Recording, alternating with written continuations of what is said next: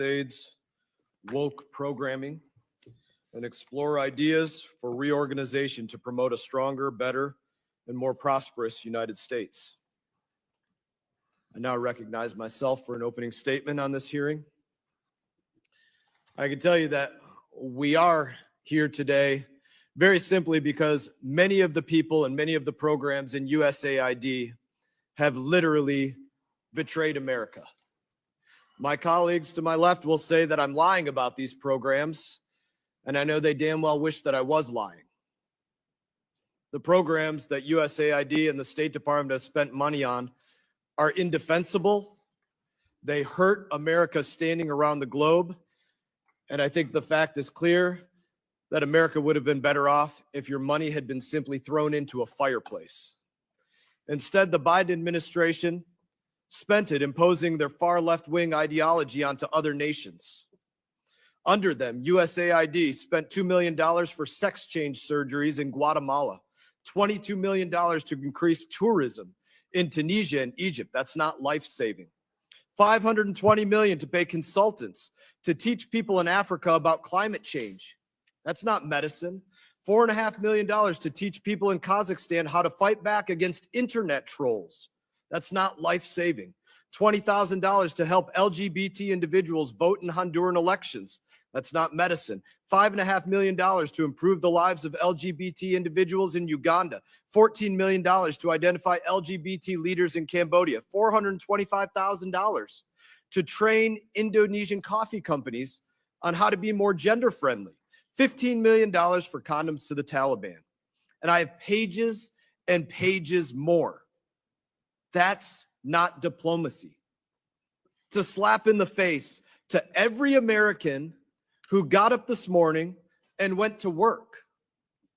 To this moment, you haven't seen or heard any of my colleagues apologizing for this being wrong or wasteful. Instead, for the left, their biggest concern is that the person assembling a team to make sure that these programs are not funded is a billionaire named Elon Musk. So out of touch that they actually believe these programs are bringing other countries closer to us, or that our adversaries are going to gain some kind of foothold if we don't continue doing these programs. That's not what competing looks like for the United States of America. On the contrary, last month, when I participated in a Q&A with my colleague here to the left in the United States Institute of Peace, which will have to explain their funding, the Ugandan ambassador stood up and said these programs were not doing anything to improve relations between our nations. Take a look at the video.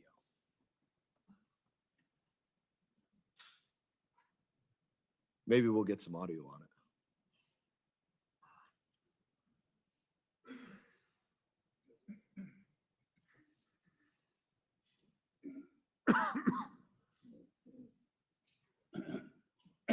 Maybe we won't get audio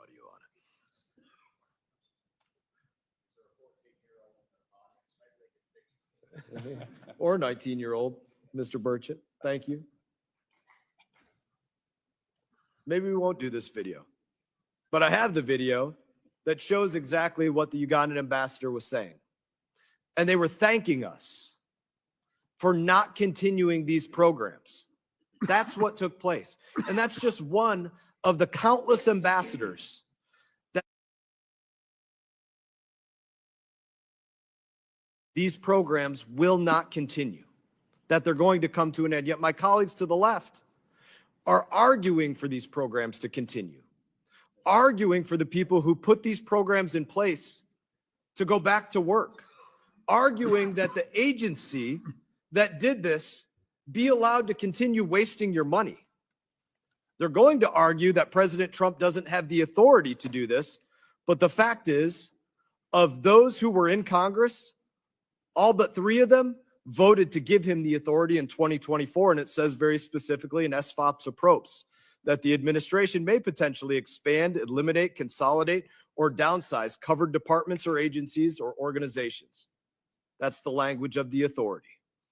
It's not just the content of usaID that is the betrayal. It's the larceny that usaID has conducted. Crooked NGOs around Washington, D.C., swindling American taxpayers out of their money. A recent audit found that USAID's implementing partners were using upwards of 50% of their grants for overhead costs, not life-saving measures. The administration has said that the aid pause is temporary, and they have proven it. The recipients of USAID programs, they can apply for a waiver. I have a list with me. Many have applied, many have been denied, and some have received waivers that actually proved their work was life-saving. Let me give a warning to my colleagues. It will be short-sighted of you if you turn a blind eye to USAID's betrayal and more broadly the betrayal within the State Department. Because we are going to bring in the people who put these programs in place.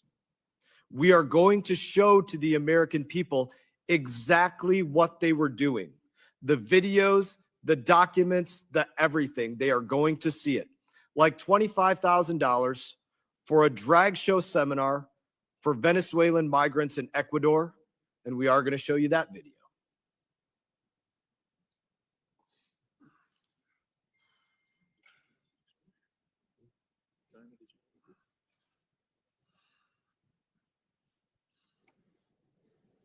That's the USAID program spending your money. We will be writing these programs out of law as we conduct our first full State Department review since 2002. I would say that when done right, foreign aid can be one of the best tools. It can help strengthen our relationships with our allies that need a hand up, and it can help countries realize that America is the best partner. But it's only true if we understand a couple of things. What does America actually need from each country or region?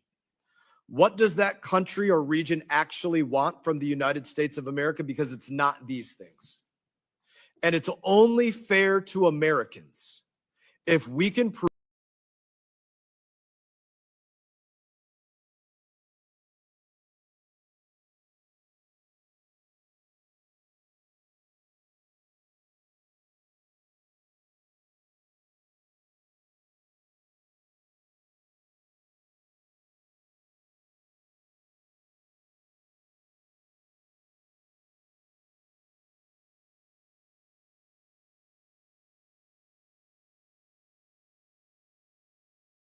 our allies that need a hand up, and it can help countries realize that America is the best partner. But it's only true if we understand a couple of things. What does America actually need from each country or region? What does that country or region actually want from the United States of America? Because it's not these things.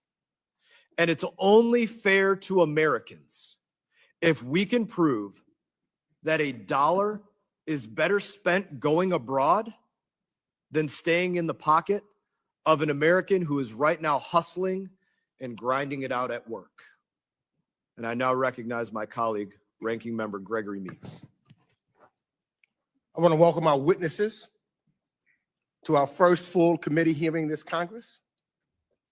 But I would be remiss if I didn't make clear my disappointment in the midst of the chaos created by the Trump administration's unlawful attempt to shutter USAID and pause foreign assistance funds. We don't have anyone here today from the administration to explain, to appear, and to explain their actions before this committee. It shouldn't be just private sector individuals here. We are the oversight of the U.S. government, and we should have members from the State Department, the Secretary of State, Rubio, present. And my Democratic colleagues and I have asked the chairman to have a committee hearing with Secretary Rubio, and I urge that to be done as soon as possible. The American people deserve to have their elected representatives question the administration about the decision to shut down a government agency established in law by Congress. We don't have a king. We have a system. If the administration believes what they have done is legal and merited, they should be before Congress. They should be here. They should be talking to the American people directly. We should be summoning them here. I also want to do away with the myth that this exercise with DOGE and USAID is about addressing waste, fraud, and abuse. Because if you really care about waste, fraud, and abuse, you don't illegally fire 21 independent inspector generals in the dark of night. You don't fire the head of the government ethics office. Just this week, President Trump fired USAID's independent inspector general, just one day after he issued a report showing that the administration's own effort to dismantle USAID is wasting taxpayer dollars and putting our national security at risk. That's what's happening. Our national security is at risk. And I'm asking unanimous consent to enter that IG report into the record. This committee and the American people deserve to hear from the IG. I would urge you to invite the Inspector General to appear before this committee to tell us about the actual work of addressing waste, fraud, and abuse, if that's what this is really about. Now, many Republicans, this has not been a partisan issue. Many Republicans have long championed U.S. foreign assistance as critical to our national security, as a source of United States soft power, and a key tool to outcompete China's growing global influence. Despite my disappointment over not having Trump's administration panelists here, I am pleased that among our witnesses today, we have a number of individuals who are Republicans. I look at my former colleague, Ted Yoho, who I have traveled with on several times, several Codels, and we visited USAID programs. I know when you go and travel and see firsthand the work of dedicated USAID Foreign Service officers, civil servants, and local staff to whom we owe our gratitude and our thanks, not the dishonor shown to them by wealthy billionaires with a social media platform. Now, I only have a few minutes left, so I won't spend my time debunking every mischaracterization or outright lie we've heard from the Republican distractors of USAID. These are distractions meant to obscure the critical work USAID does. I instead submit into the record the stories by the Washington Post, the New York Times, fact-checking and dubious claims made by the Republicans. Do you have them? Yes. So ordered. And what I will use my time on is making clear that this hearing title, the USAID betrayal, is absolutely correct, because this is a betrayal. The Trump administration is betraying our national security.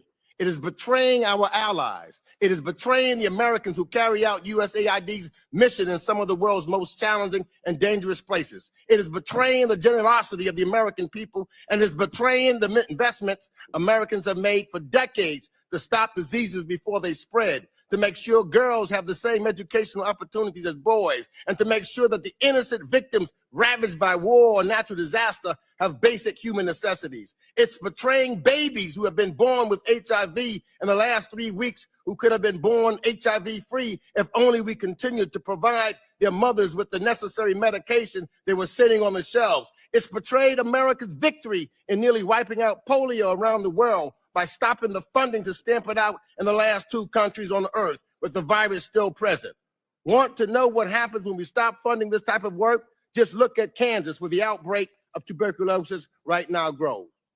So it's not just about health programs, Economic development programs in Latin America build stronger communities and help reduce migration to the United States. Good governance, independent media, civil society programs in developing countries help break debt traps from China and ensure citizens can enjoy their God-given rights. Bottom line, who wins when we pull back from one of America's greatest strengths? China wins. Russia wins. Our adversaries win. So yes, this is a betrayal. This is a betrayal of our national security. And I yield back the balance of my time. Thank the gentleman for yielding. I think I called it exactly right what the arguments were going to be. Other members of the committee are reminded that opening statements may be submitted for the record. We are pleased to have our panel of witnesses here today on this important topic.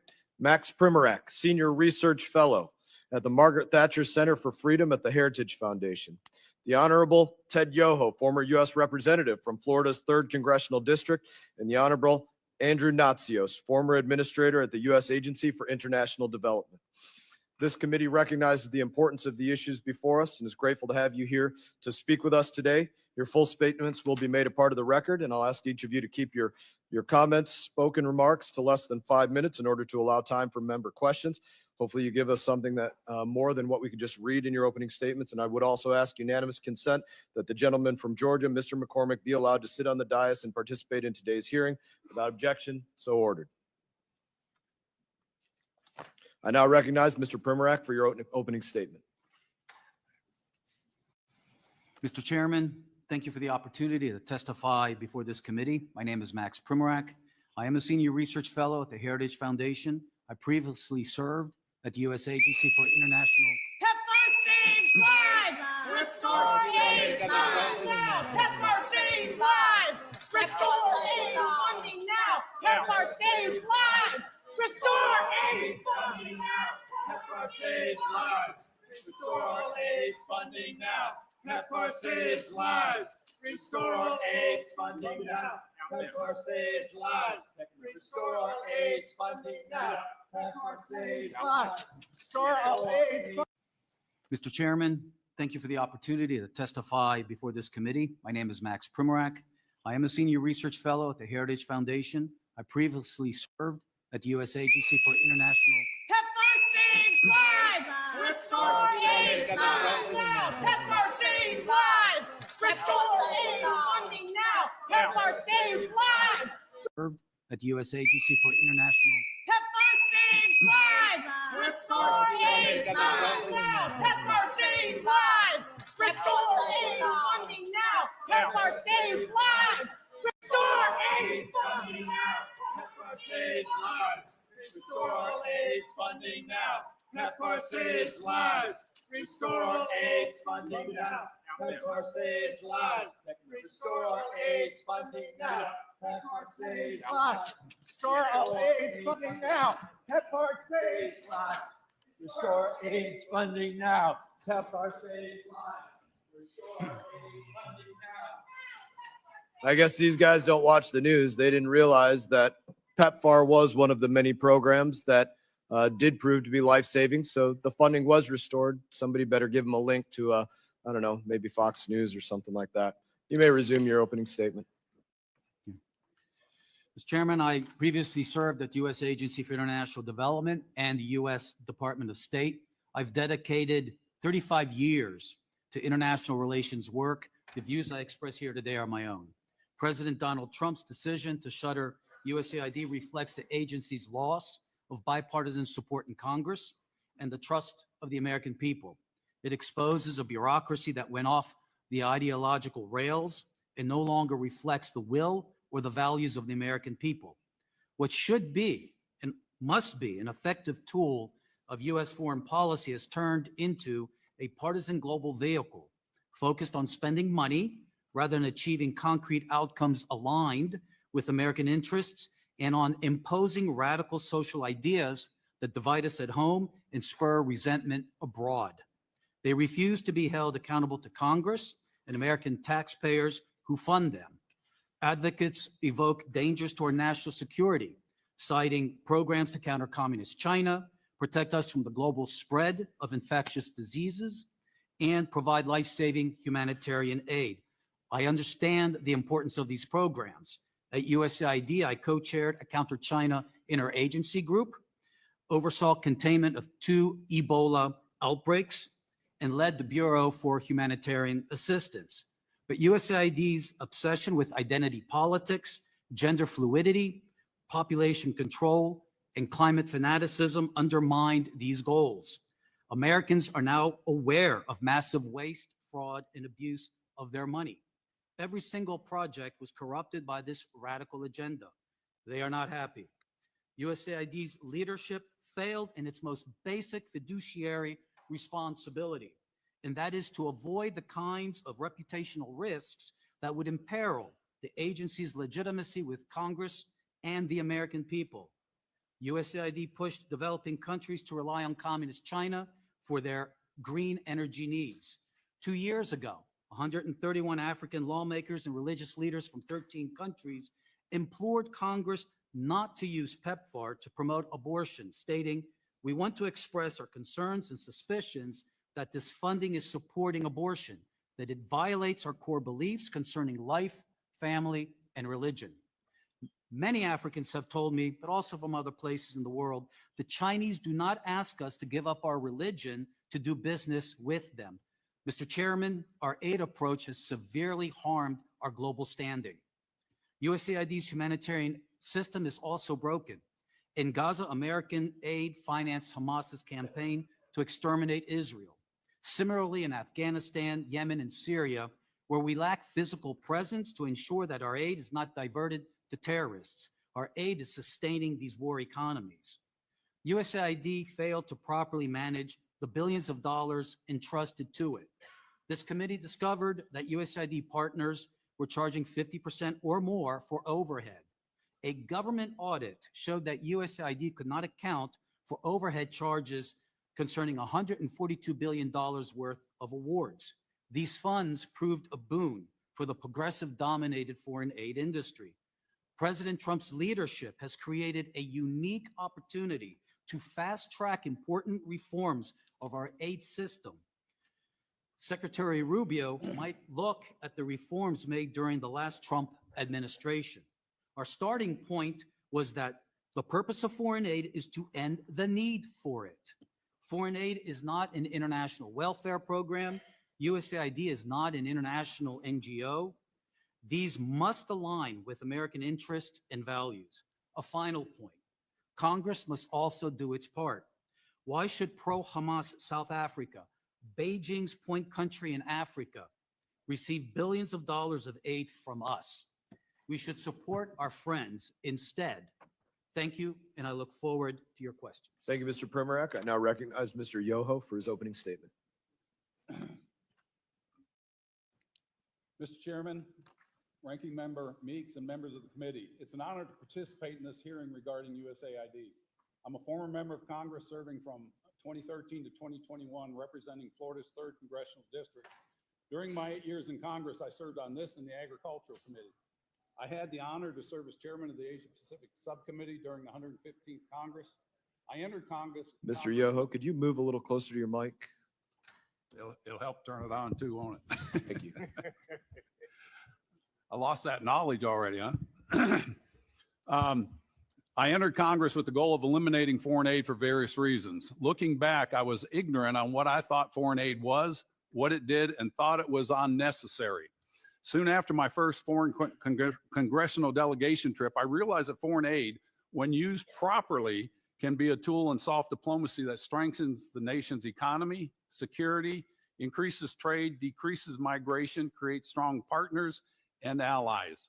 When used improperly, it has the opposite effect on both our friends and adversaries and wastes taxpayers' money. I became a strong proponent of reforming international assistance by working in a bipartisan and bicameral fashion with my co-sponsors, along with the first Trump administration when we introduced the BUILD Act that authorized the creation of the DFC. This was the largest reform in foreign aid in over 2 decades, and my goal was to move countries from aid to trade with the use of effective tools managed correctly. I chaired, along with Congressman Adam Smith, the Effective Aid Caucus and met with members and outside groups to improve efficiency and effectiveness on assistance. This committee has had many hearings dealing with USAID. It's frustrating that an agency set up to further our security, prosperity, engage in humanitarian projects, and work to prevent the spread of diseases, hunger, and conflict have strayed so far from its original intent when it was created under President Kennedy in 1961. USAID has lost the trust of a large portion of the American people and the international community. Remember, President Lincoln, he said, with public support, you can do almost anything. Without it, you can't do anything. The redesigned U.S. foreign assistance entity will have to work hard to recreate that trust here and abroad. Many new reforms are necessary in USAID. There are many ways reform can be performed, and many administrations, and as I heard here today, Congresses have acknowledged this, yet we did not act. The Trump administration acted, and there's a lot of angst and concerns about who has authority, how's it going to be done. Those debates will go on as long as people want to debate, criticize, and complain. President Trump and Secretary Rubio stated the objectives of international aid very clearly moving forward. Does it make America safer, stronger, and more prosperous? It'll serve the nation, our security, and economy, as well as developing nations and our allies to get new reforms in place as soon as possible. Not all aid is bad, nor is it all good. We should focus on those programs that are good and make them better and more effective. Programs that were misused and not aligned with the administration should be eliminated. Congress should look to support programs that have a proven track record of success, and there are many examples to look at, and I'll be happy to discuss those. Moving forward, I would recommend the Trump administration place aid into two categories. First, the hard infrastructure projects like road, water, energy, transportation. These are the projects that are necessary to build an economy in the recipient country so we can wean them off of aid.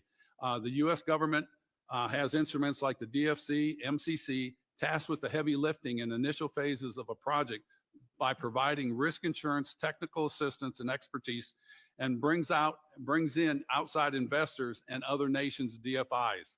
Second, the humanitarian side of assistance via a repurposed USAID type entity working synergistically with the DFC and other USG agencies. Feed the Future, African Growth, and Opportunity Act are effective health and food security programs when implemented properly and generate much soft power goodwill. Unfortunately, if mismanaged, we lose credibility, money, and drive the affected nations to our adversaries. By pausing U.S. international assistance, a vacuum is created. China, Russia, or other are already moving in to fill those voids. The U.S. must quickly bring back the authorization, funding, and a knowledgeable workforce to implement those programs that align with the administration's goal. Does it make America safer, stronger, and more prosperous? One last point. By not being effectively present can be arguably worse than pausing a program. And all you have to do is look at South and Central America and look at how much we've ceded to China and their influence from Russia, China, and Iran. That has to be dealt with immediately. That's a national security threat. Mr. Chairman and members of the committee, I yield back my time and look forward to your questions. Thank you, Mr. Yoho. I now recognize Mr. Natsios for your opening statement. Thank you very much. I speak for myself today.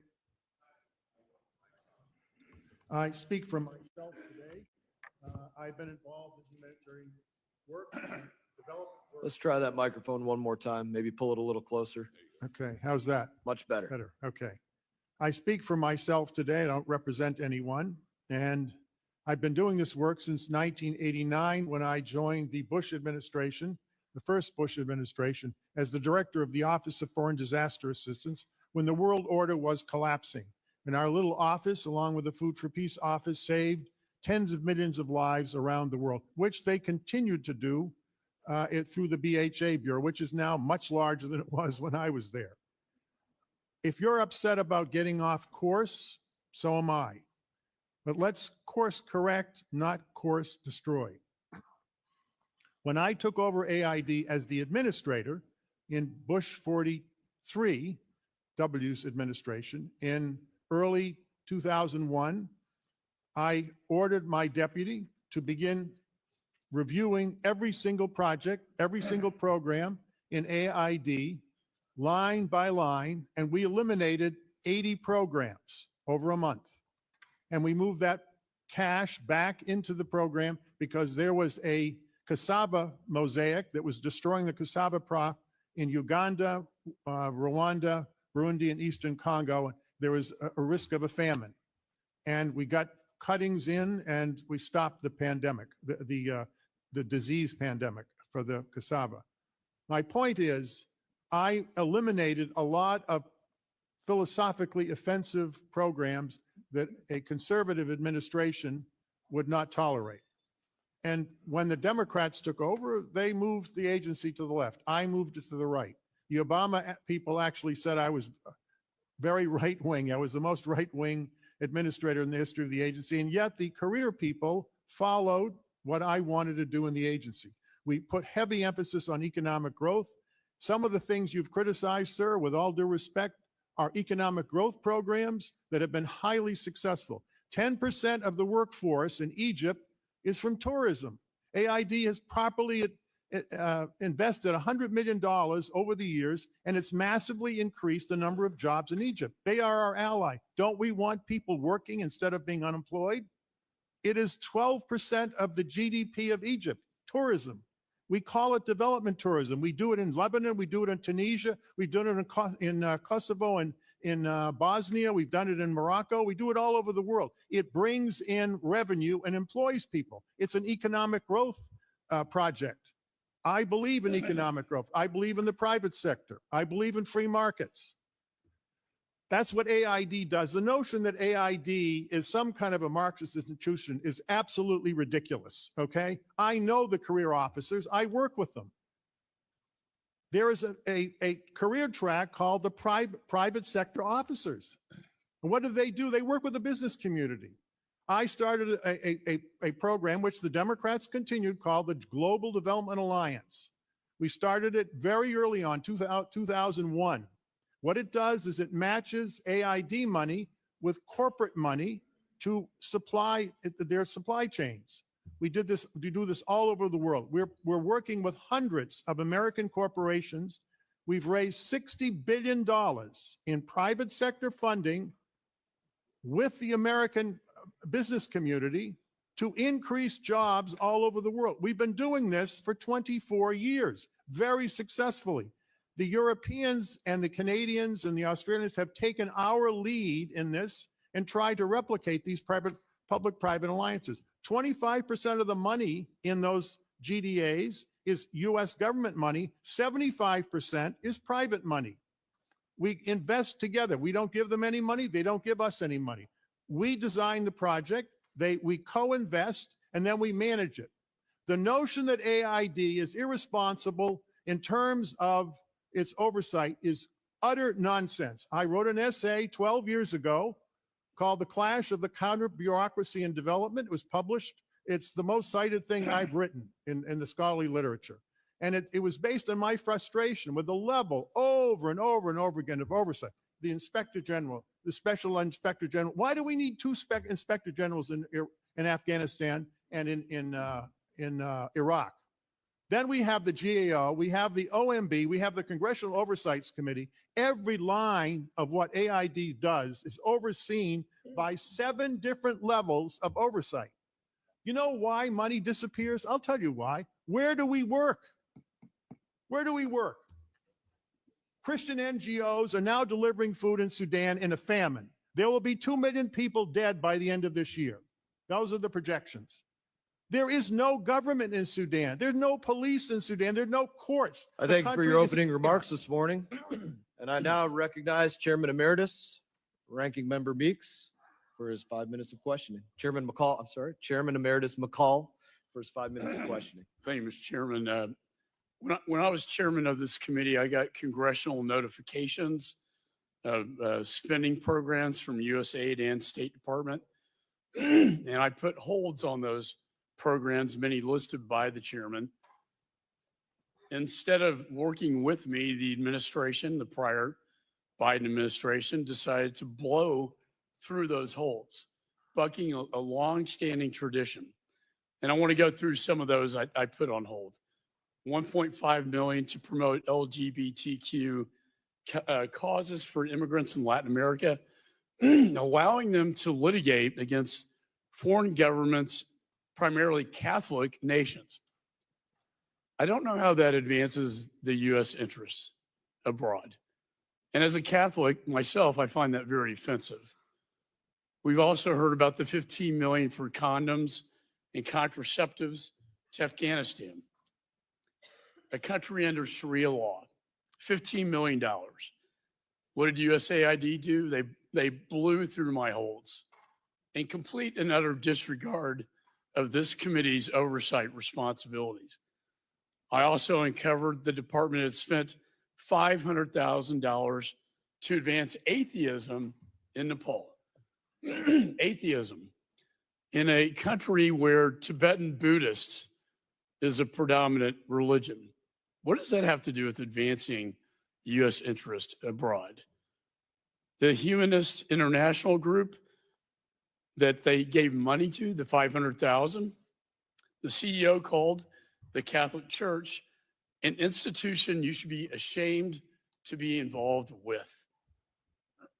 Our taxpayer dollars to condemn the Catholic Church. Again, as a Catholic, I find that extremely offensive. And then the one we've heard so much about, $20,000 for drag shows and drag workshops in Ecuador. Mr. Chairman, I've seen the video you sent out. It is utterly disgusting to the American taxpayer that we are funding that kind of behavior. All these programs gave USAID a black eye. And that's unfortunate. Because you go back to the Marshall Plan, really the genesis for thinking about USAID. The Marshall Plan was one of the most successful programs we endeavored in after World War II to make sure a Hitler never rose from the ashes again. The Food for Peace program, sir, that you discussed, the American farmer benefits from this. It's been extremely successful. Why was USAID created in the first place in 1961? It was to counter the Soviet Union during the Cold War. I believe it still has a legitimate purpose to counter the rising threat of China and Belt and Road and our other foreign adversaries. It also has the ability to counter terrorism. Lindsey Graham and I passed the Global Fragility Act, state, DOD, USAID, all working together to stabilize, destabilize nations, which breed terrorism. PEPFAR, one of the most successful global health programs ever developed under President Bush. Yet all of this is called into question because of the irresponsibility of the Biden administration's woke agenda and policies. Mr. Yoho, we've been friends. We work together, colleagues. I think your greatest legacy is the BUILD Act, and we need to reinforce that policy as well. But when you look at the core mission, all these programs need to go, and they will be gone. But as we look at program by program and strip down to the core mission, do you still believe that this is a worthwhile endeavor, the core mission of USAID? I do. I think what you see over a period of time is a mission creep. You know, these programs were designed with purity of purpose. This is what they're supposed to do. And when you get mission creep, you get these things that we're seeing, and they're indefensible, some of the programs that you guys mentioned. And that loses trust, like you said. And in business, what I've learned, and I think everybody can agree with this, people like to do business with people they know, they like, and they trust. If that's true with us on a business setting, it's the same in nations. If other nations know us, they like us, and they trust us, they're going to do business with us. And we've heard this over and over again. You know, it's been brought up by other leaders that. And can I just ask my times, Sure. Is it in our national security interest to maintain the core mission? And I would argue under the State Department for proper supervision. Yes, it is. And if we don't do that, we cede that leadership to other people. I now recognize Ranking Member Meeks for 5 minutes. Thank you. And I too am a chairman emeritus of this committee, and I can recall where President Trump, when he was the president, blew past some of my things that I wanted to hold. In fact, he's blown past some already in this term. So that's just the will of what presidents do at times in that regards. But in this instance, 93 missions, every one has been closed. Every one. That's not trying to fix something. That's destroying something. But let me just stop there, because one of the reasons why I asked Mr. Natsios to testify here, because he is a lifelong Republican, and he understands the insides and the outsides of running USAID. More so than anybody, no disrespect to anybody that's on this panel. He's the one that has done it. And I will admit, we don't agree on certain things. Democrats and Republicans don't agree. Some things that Republicans do that I believe is full of waste, destructive, but if they win the elections, they have a choice to try to move it in that direction. When Democrats win, what we stand for, we move in our direction. That's part of having a free democratic society. We're not Russia. So I want to put the politics aside for this discussion and ask Mr. Natsios, can you explain to the committee why you believe foreign assistance and the work of USAID, as you've done so, is so essential, and you feel so passionately enough about it that you did respond? Because I've seen administrators, Democrats and Republicans alike, who have worked at USAID alike, come out against closing USAID. Can you tell us that today?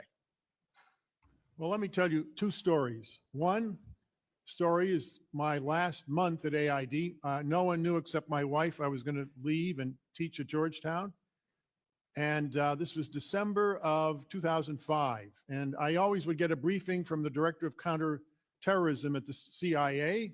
And he came in to see me and he said, Mr. Natsios, the chatter is you're coming and they're going to attempt to assassinate you. I said, who? He said, well, obviously the Taliban. I said, why are they going to assassinate me? Because you're the head of AID. They can't deal with AID. They can deal with the military. They just shoot each other. But they can't build health clinics. We built 400 health clinics. We got the child mortality rates and the maternal mortality rates down by 1/3. It took 7 years to do that, but we did it very successfully. And we opened schools. We published 90 million textbooks in the schools to get the kids back in school. And the Taliban can't deal with that. They're going to try, and we advise you not to go. I said, well, let me think about that. But if you do go, announce you've arrived as you're stepping on the plane to leave. I said, what? He said, announce when you're stepping on the plane to leave, announce you've arrived. So in other words, they won't know you're there. So I went, I decided to go, and nothing happened. And I did what he suggested. But what I found out was, from talking to the mullahs in the village, the religious leaders who were pro-democracy and pro-America, that the Taliban disregarded the greatest enemy of the Taliban was USAID. You know, in Kosovo, they named their kids USAID. They actually, the Albanians are Muslims in Kosovo, and that's Muslim. They made it into a Muslim name, USAID. If you go to the refugee camps and displaced camps around the world, USAID is the image of the United States. We used to bring 20,000 students to the United States to get their advanced degrees during the Cold War. You know what the Chinese, you know what we're doing now? 900 scholarships. We stopped doing it. The Chinese are spending huge amounts of money to bring 40,000 people from the developing world to get their degrees in China. We should be investing in that. We're not. And I think we're falling behind, and we're focused on the wrong things. The amount of DEI stuff. I started going through the RFAs. It's a small percentage. It is not accurate to say that this is, and some of these things that have been shown, those are not AID projects. Those are State Department programs. Why are you blaming AID for what the State Department did? The F office in state controls all this stuff. Now, let me tell you a second story. After the Aceh tsunami, we did a huge response. Aceh is a part of Indonesia, which had a Muslim insurgency for many years against the central government. We did a huge response. We put the aid logo on everything. The mission director got carried away, 50,000 stickers, US aid from the American people. Before the Aceh tsunami, bin Laden had a 57% approval rating in Indonesia, the largest Muslim country in the world and a democracy. After it, he collapsed from 57% to 27%. We had a 26% approval rating. We went from 26% to 63%. Now you say, Americans like to be liked. We all like to be liked. But what difference does it make? President Uduono, the president of the country, said, I like President Bush. I like the United States, but it's very hard to work with you because you're so unpopular. Not after the Aceh tsunami. The newspapers in Indonesia said, where is bin Laden when we need him? The Americans here we really don't like, and now we realize who our real friends are. Thank you for United answering our States is. questions today, sir. We appreciate it. We agree. A lot of waste, like $10 million through USAID. Everything I listed was USAID. $10 million for circumcision in Mozambique. There's another example for you. I now recognize Mr. Smith from New Jersey. Thank you, Mr. Chairman. Upon assuming office, President Biden repealed President Ronald Reagan's Mexico City policy, expanded by President Donald Trump in 2017. But the Biden administration didn't stop there. They initiated a new radical vision that integrated aggressive abortion on demand into PEPFAR programming, called it Reimagining PEPFAR, that included explicit guidance directing recipients, and this is billions of dollars of U.S. taxpayer funds, to use their leverage to enact pro-abortion laws and policies in PEPFAR countries. Biden hijacked PEPFAR, and he shattered. I did the reauthorization of PEPFAR for 5 years during the Trump administration, the first one. I'm all for it. In this place here and on the floor of the House and all over Africa as I traveled, all for it. But then it was hijacked. In a strong rebuke, and Mr.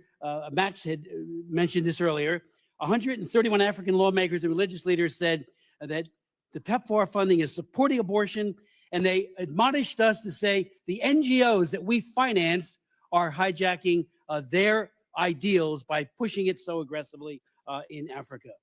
Mr. Natsios, you testified today, and I read your written statement, that USAID needs to be refashioned, and you said that, quote, you believe it is bad policy to transfer domestic culture wars into politics to the developing world. Do you believe that the Biden administration was wrong to integrate abortion on demand as into global health? Because they did it across the board, USAID, and of course PEPFAR. Much of that money is deployed through USAID.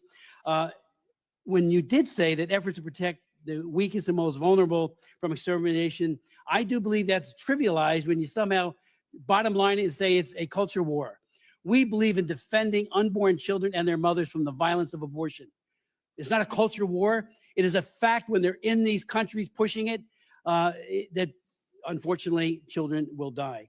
I and like-minded pro-life advocates in Congress and around the world seek to protect unborn baby girls and boys from violence of abortion, including dismemberment, decapitation, and of course the abortion pills, which are now being pushed all over the world, including the United States. How do they work? They starve the baby to death. That's how it works. So I'm all for global. We did two bipartisan. I was the prime sponsor of it. Global Food Security Acts. I'm all for mitigating global hunger. But when you turn around and say to an entire segment of humanity, unborn children, we're going to starve you to death through these abortion pills, to me, that's unconscionable. So do you agree that pro-abortion NGOs should continue to be empowered and subsidized with billions of dollars each year by the American taxpayer to promote abortion with the goal of changing pro-life laws in these nations? And I would ask all three of our witnesses. Congressman, you can check my voting record in Massachusetts. I 100%, and in Massachusetts, this is in Massachusetts, I had 100% pro-life voting record for 12 years in the House. Right. So my position is very clear, and I took a lot of heat from the feminist groups in Massachusetts, and my views have not changed. I called you once because we found them doing vaginal scraping in Bangladesh in a remote village, and the mission director called me immediately. He said, we discovered this. We put a stop to it, Andrew, because if you do that and the woman is pregnant, the child dies, okay? And you're supposed to check before you do it. They weren't trained properly. They weren't doing it maliciously. They just didn't understand because they weren't trained properly. We fixed it very quietly. I called you up and told you what happened. We were being transparent about it. Other than that, that's the only violation we had in the 5 years that I was aid administrator. The career people will do what they're told to do. I am appalled at what you're telling me that they have done. And by dragging AID into these culture wars, the Biden administration has undermined the need for bipartisan support for AID. We cannot tolerate in an agency with programs all over the world a war between parties, which I'm seeing right now. In my view, it's a failure. All of the things I did at AID, I tried to do it in a way that would not alienate the Democratic Party when I left. If you look before they took apart the agency, everything I created is still there, was still there. They left it in place. Thank you. I'm almost out of time. The other two distinguished witnesses. Thank you, Andrew. Congressman, everything that we did during the first Trump administration, and I had these senior positions, we worked very hard to make sure that everything that we did had bipartisan support. What I've seen with the last administration is actually breaking the law, because you're not supposed to. By law, you're not supposed to. And I think the PEPFAR coordinator has stressed that point. But when you fund International Planned Parenthood, when you fund UN agencies that openly promote it, and when the Africans themselves tell you it's happening, then the law is being broken. I hope that the second Trump administration pursues the pro-life policies that it had in the first one, but also to include humanitarian assistance. Thank you. When we set these policies forward, it's going to behoove all of us, and this is hard to do. These policies should be what's best for America. If it's best for America, it's going to be best for the rest of the world. And those policies are based on our beliefs as a nation. If we're a Christian nation, as we always talk about, that's the right thing to do. And I think we need to stay that way. And the hard part is, with us in this body, we have to keep the checks on that. If not, it goes away. I yield back. Thank you, Mr. Chair. Thank you, and I'm glad to hear the conversation about university spending as well, because there's a lot of that within USAID also. 42 million for Johns Hopkins to research and drive social behavior, and 250,000 for FIU for DEI training, and 244,000 for Stanford to do leadership training, not life-saving programs. I now recognize Mr. Sherman from California. Foreign aid is a good thing. Americans think that we spend 25% of the federal budget on foreign aid and want it reduced to 10%. But the fact is, it's way less than 1%. It helps us challenge China in the world. It reduces not only hunger, but migration to our borders.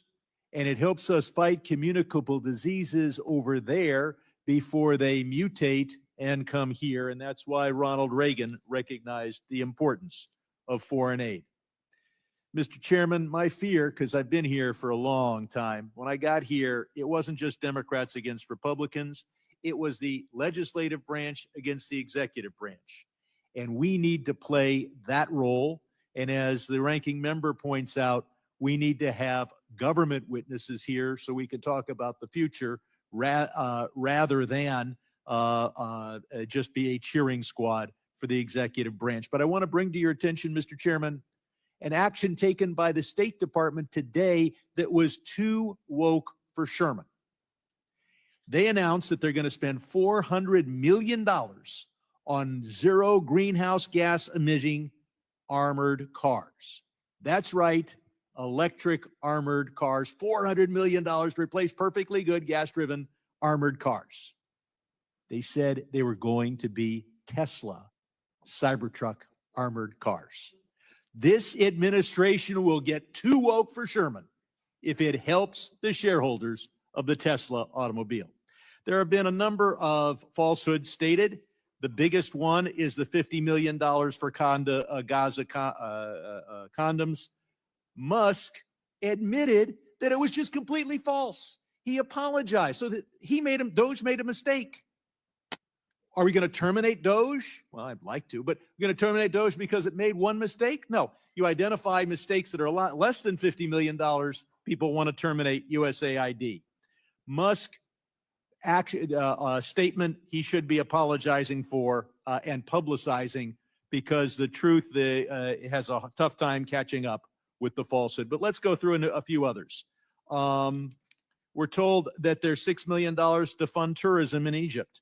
Mr. Natsios, you would demonstrate how that's a good program. We should give credit to Donald Trump for that program. He started it under his first administration. Now it's being attacked. We're told that circumcision is terrible. It's a very cheap operation. It's only done voluntarily. It's been done by Democratic and Republican administrations, including Trump. Why? Because it's a 60% reduction in the risk of female-to-male transmission of HIV. We were told that usaID was spending $80 million on subscriptions to Politico. No, the entire executive branch was doing that. But you know who else spends money on Politico? Republicans in Congress, who spend $800,000 of their office budget on Politico. And Mr. Chairman, you didn't spend any money on Politico. Like me, you spent your money on on Bloomberg, as do I. Of course, Michael Waltz spent his money, over $8,000 on Politico just for his own office. The list goes on and on. But we are told that there's waivers for all this. Well, PEPFAR has been allowed to work, but they have no access to funds. But what doesn't get a waiver is democracy programs, and we need democracy in Iran. Education programs and economic development. So it's okay under Trump to give a hungry man a fish, but it's illegal to spend $1 to teach him to fish or to tell him how to get a fishing pole. And under that, we'll be feeding hungry Egyptians forever because they won't have the tourism so that they can buy their food on the world market. We need education. We need democracy. We need economic development. Finally, there's a sad incident. 71-year-old Pei Kao Lau. She was able to survive and flee from Myanmar to Thailand. She was in a camp with over 10,000 people. They cut off the money and they cut off her oxygen, and she died. And no future waiver is going to bring her back to life.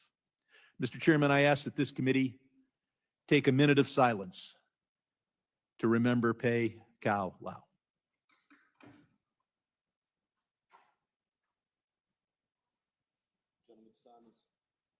Gentleman's time has expired. And I would also point out that PEPFAR care and treatment, HIV prevention, their PEPFAR programs have been reauthorized for $500 million and other appropriations as well, just in case you were not aware. We now recognize Mr. Wilson, Mr. South Chairman? Carolina. Mr. Wilson is recognized. Thank you very much, Chairman Brian Mast, and thank you for your leadership on this very important hearing. In the past, I have supported the very inspiring messages and missions of American outreach. I have, though, sounded the alarm for abuse and wasteful spending in aid programs, sadly, for years.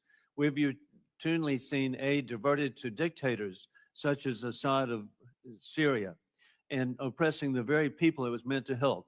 The Biden administration insanely provided and funded woke, deranged depravity in Syria instead of trying to help the people. And the UN delivered aid through the regime itself to the people as they were being slaughtered by Bashar al-Assad. Legitimate aid was diverted from the needed earthquake recovery that occurred there in Syria. Fortunately, Assad is now removed by the people of Syria, and he is in hiding, of course, in the appropriate location, Moscow, with war criminal Putin.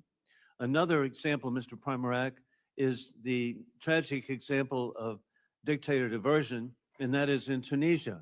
Once a shining success of the Arab Spring and partner in North America, it's now been turned into a full-blown dictatorship by Kais Saied. While Millennium Challenge Corporation rightfully suspended aid, usaID sent $30 million to cover unclear programs while the dictator has corrupted the economy, destroying jobs. What can be done to stop propping dictators and also aid being diverted, as you correctly identified, even to terrorists themselves? Mr. Primorac? Yes, sir. I'm not familiar with the situation in Tunisia, but this happens a lot. I think there's a lot of goodwill in these programs. There's a lot of good programs overall. But the problem is that very often these things just go on year after year after year. And then though there's no changes, we're actually propping up bad regimes and socialism. I was in Mozambique in October for the elections there. We have a Marxist Leninist regime. They stole the election. We're spending $1 billion, $500 million to $1 billion a year. And then what happens? There's no reform. We're supporting socialism. And the government, just 2 months before we came there, provided their port in order to allow the Chinese Navy to project their power into the Western Indian Ocean. So there has to be a much better affinity between what we do on the development aid side and the diplomacy, where we put our ambassadors on the hook to make sure these things don't happen. Thank you. And indeed, we've seen in the Republic of Georgia, the corrupted election of October, where the legitimate president, Salome Zurfishvili, but has been replaced by a Georgian dream, which, as you identify, ports. Indeed, the Chinese Communist Party has taken over the port there in Georgia on the Black Sea. And simultaneously, the Georgian dream dictatorship in Tbilisi has reached out to work closely with Tehran at the same time as Tehran has sent assassins to murder Donald Trump. With that in mind, thank goodness we have good people like our congressional alumnus, Ted Yoho, here. And so, Ted, delivery mechanisms for aid have been co-opted by enemies of the United States running the UN. Fortunately, President Trump has appointed Elise Stefanik as the UN ambassador in the tradition of Ambassador Nikki Haley, who will stand firm for America first.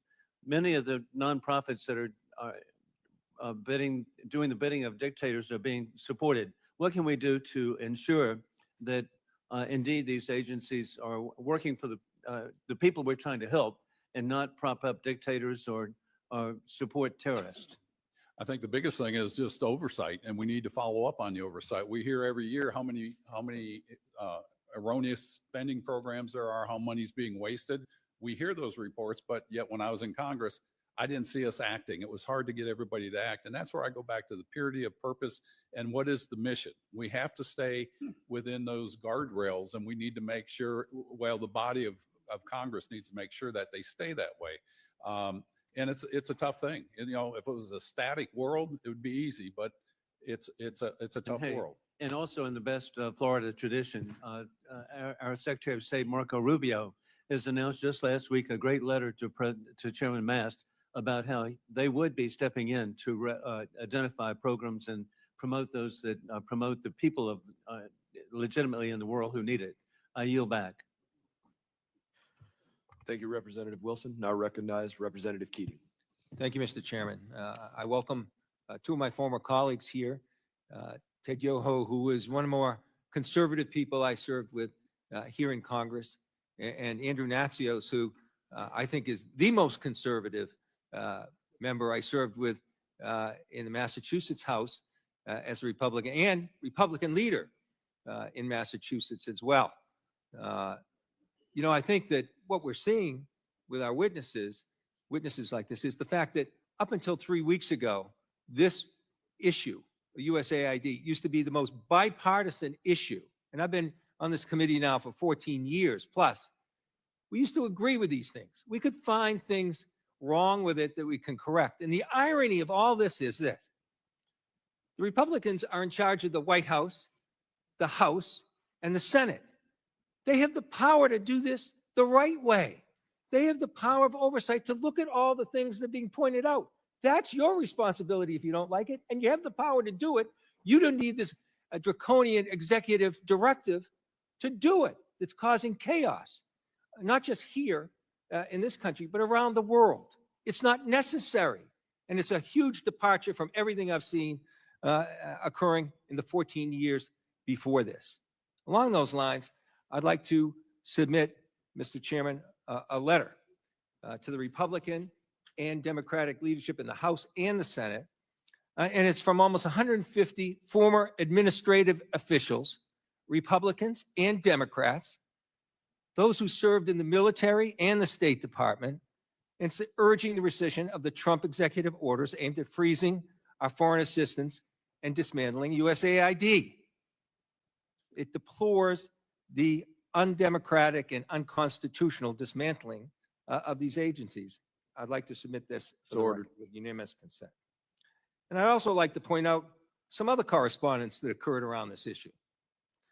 The people that praised this action, where did they come from? I'll tell you where they came from. They came from our greatest critics, the greatest critics of democracy right now in the world. They came from the leaders of Russia and Hungary and Venezuela. They're praising this effort. That's who's for this effort. In fact, the Speaker of the Russian State Duma said that anyone who received funding from USAID should be made to publicly confess and repent on Red Square. That's who's praising this. That's who's happy with this. Putin's happy with this. This is so important now in Ukraine. One example, Putin's primary target in Ukraine is to destroy the electrical grid, to use that as an energy weapon of war against the Ukrainians in his illegal aggression. And what does USAID do? They're helping to train and give the resources so that the Ukrainians can repair these damaged electrical grids so they can keep the power on and fight Putin. Putin's happy with this. I mentioned the military leaders. General Mattis, who is also Secretary of Defense under Donald Trump, he used to come to this committee time and time again and say, don't fully fund these programs like USAID. And you know what? If you don't fund it, just buy me some more ammunition. The military in our country understand the importance of this program. I've had discussions for years, and I just recently had discussions with our special operations forces.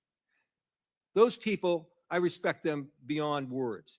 They are in the most dangerous parts of the world, in small numbers, a global footprint, working to know where our greatest threats are in the country.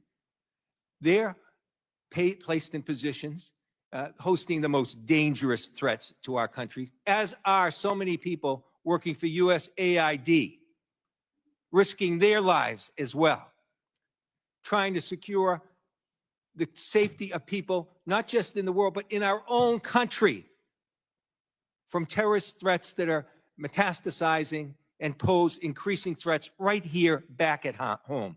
They told me of the importance of USAID. They told me how they work together on security issues, on intel issues, on understanding how they can use their ability to keep us safe and use it more effectively.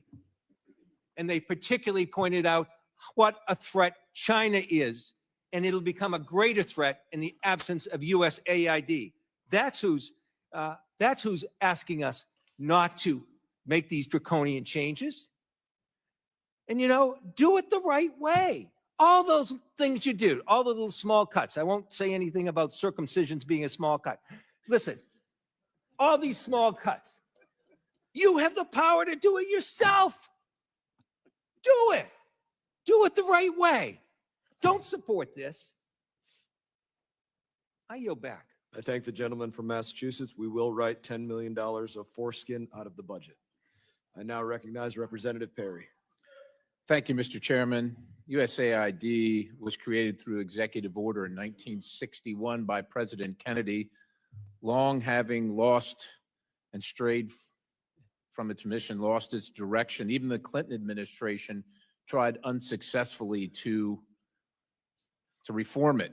And we spend, I don't know, somewhere between 40 and $50 billion annually on this organization. And with the things that you hear, well, many of us, probably most of us in this room, agree with projecting America's power for the good of all the world around the globe. Quite honestly, if our enemies were asked to design a foreign aid program that would actively undermine the United States of America at maximum cost to the taxpayer, they would be hard-pressed to create a scheme more effective than USAID. That that's shocking to say, but I just, it's, look, let's just go to a couple things here. We left Afghanistan, and I'll just I'll characterize it as left in August of 2021. August of 2021. So the Taliban's in charge. Taliban threatens the lives of the NGO personnel distributing USAID. They claim credit for USAID distribution. They interfere with the distribution of USAID aid. They tax the beneficiary of the aid. They tax the delivery service. They steal the food commodities. They divert the funds. They extort citizens for protection for USAID aid. They create sham procurement schemes, and they threaten the lives of those who oppose those schemes. Now, that all occurred before August of 2021, when we were there. When we were there. Now, you know, you don't have to be a rocket scientist. You could just read the Taliban is classified, and if you don't know, the Taliban's in charge of Afghanistan. They're classified as a specially designated global terrorist organization by OFAC. So post 2021, so this is last year, 2024, we spent $697 million of the taxpayers' dollars in Afghanistan, including $534,719,000 in change from USAID in Afghanistan. I don't know what we think we're going to change in Afghanistan. We lost 22,000, lost or wounded 22,500 Americans in Afghanistan over the course of our term there in the war, spending over $2 trillion. We're just going to keep on spending because somehow we think it's going to get better. And if you're wondering who's in charge of Afghanistan getting the money, and that money I just mentioned, the $697 million is on top of, and is in addition to the weekly to every 10-day shipments in cash of $40 to $80 million. Afghanistan is ruled by folks named Sarajuddin Haqqani. The Haqqani network mean anything to anybody in the room? How about Abdullah bin Laden, who gets some of that money? Does that name ring a bell to anybody in the room? Because your money, $697 million annually, plus the shipments of cash funds madrasas, ISIS, Al-Qaeda, Boko Haram, ISIS Khorasan, terrorist training camps. That's what it's funding. If you think that the program under Operation Enduring Sentinel entitled Women's Scholarship Endowment, which receives $60 million annually, or the Young Women Lead, which gets about $5 million annually, is going to women who, by the way, if you read the Inspector General's report, is telling you that the Taliban does not allow women to speak in public. Yet somehow you're believing, and American people are supposed to believe, that this money is going for the betterment of the women in Afghanistan. It is not. You are funding terrorism, and it's coming through USAID. And it's not just Afghanistan. On Pakistan's education-related program, it includes $136 million to build 120 schools, of which there is zero evidence that any of them were built. Why would there be any evidence? The Inspector General can't get in to see them. But you know what? We doubled down and spent $20 million from USAID to create educational television programs for children unable to attend the physical school. Yeah, they can't attend it because it doesn't exist. You paid for it. Somebody else got the money. You are paying for terrorism. This has got to end. I yield, Mr. Chairman. Thank you, Mr. Perry. In addition, we don't even have an embassy in Afghanistan. Chair now recognizes the representative from California, Mr. Barra. Thank you, Mr. Chairman. I want to start off by, I know a lot of USAID workers, former workers, alumni are watching this hearing. I want to thank them for their work. They're patriotic Americans. They're out there, they're doing God's work, helping save lives and everything else. And I'm sorry that you guys are caught up in this. So I want to appreciate this on behalf of the United States of America. You guys are patriotic Americans. I've visited with a lot of these folks. I travel a lot, gone into refugee camps, and have seen what they do in terms of life-saving stuff. And again, it's super important work that they do. It represents the best of American values. And it is really sad to see these folks get thrown under the bus. When we talk about stronger, better, more prosperous, I think we're all in favor of that. We're all in favor of working together. You know, Mr. Chairman, Congressman Yoho's my classmate, and he may have been more conservative than you when he got to Congress. Ted, you and I traveled, I think, on your first trip abroad. We went out and saw some of these USAID projects. I watched you over time, become the champion of the BUILD Act, a champion of reforms, and we've continued to stay in touch. Now, what saddens me about this whole approach, now I'm not going to talk about Elon Musk. I'm not surprised by how he's approaching things, but this isn't Twitter. I don't want a 21-year-old tech bro going through deciding which programs we should continue and not continue. Mr. Chairman, I want us to work and do that work. We can go line by line, or we could hire Mr. Yoho to go through line by line and say, hey, here's the programs that make sense, here's the ones that don't. But that's our job. That's what we're supposed to be doing. That's our oversight. I don't want that 21-year-old tech bro, probably has never traveled anywhere, has no passport, doing our job. Let's do this work together.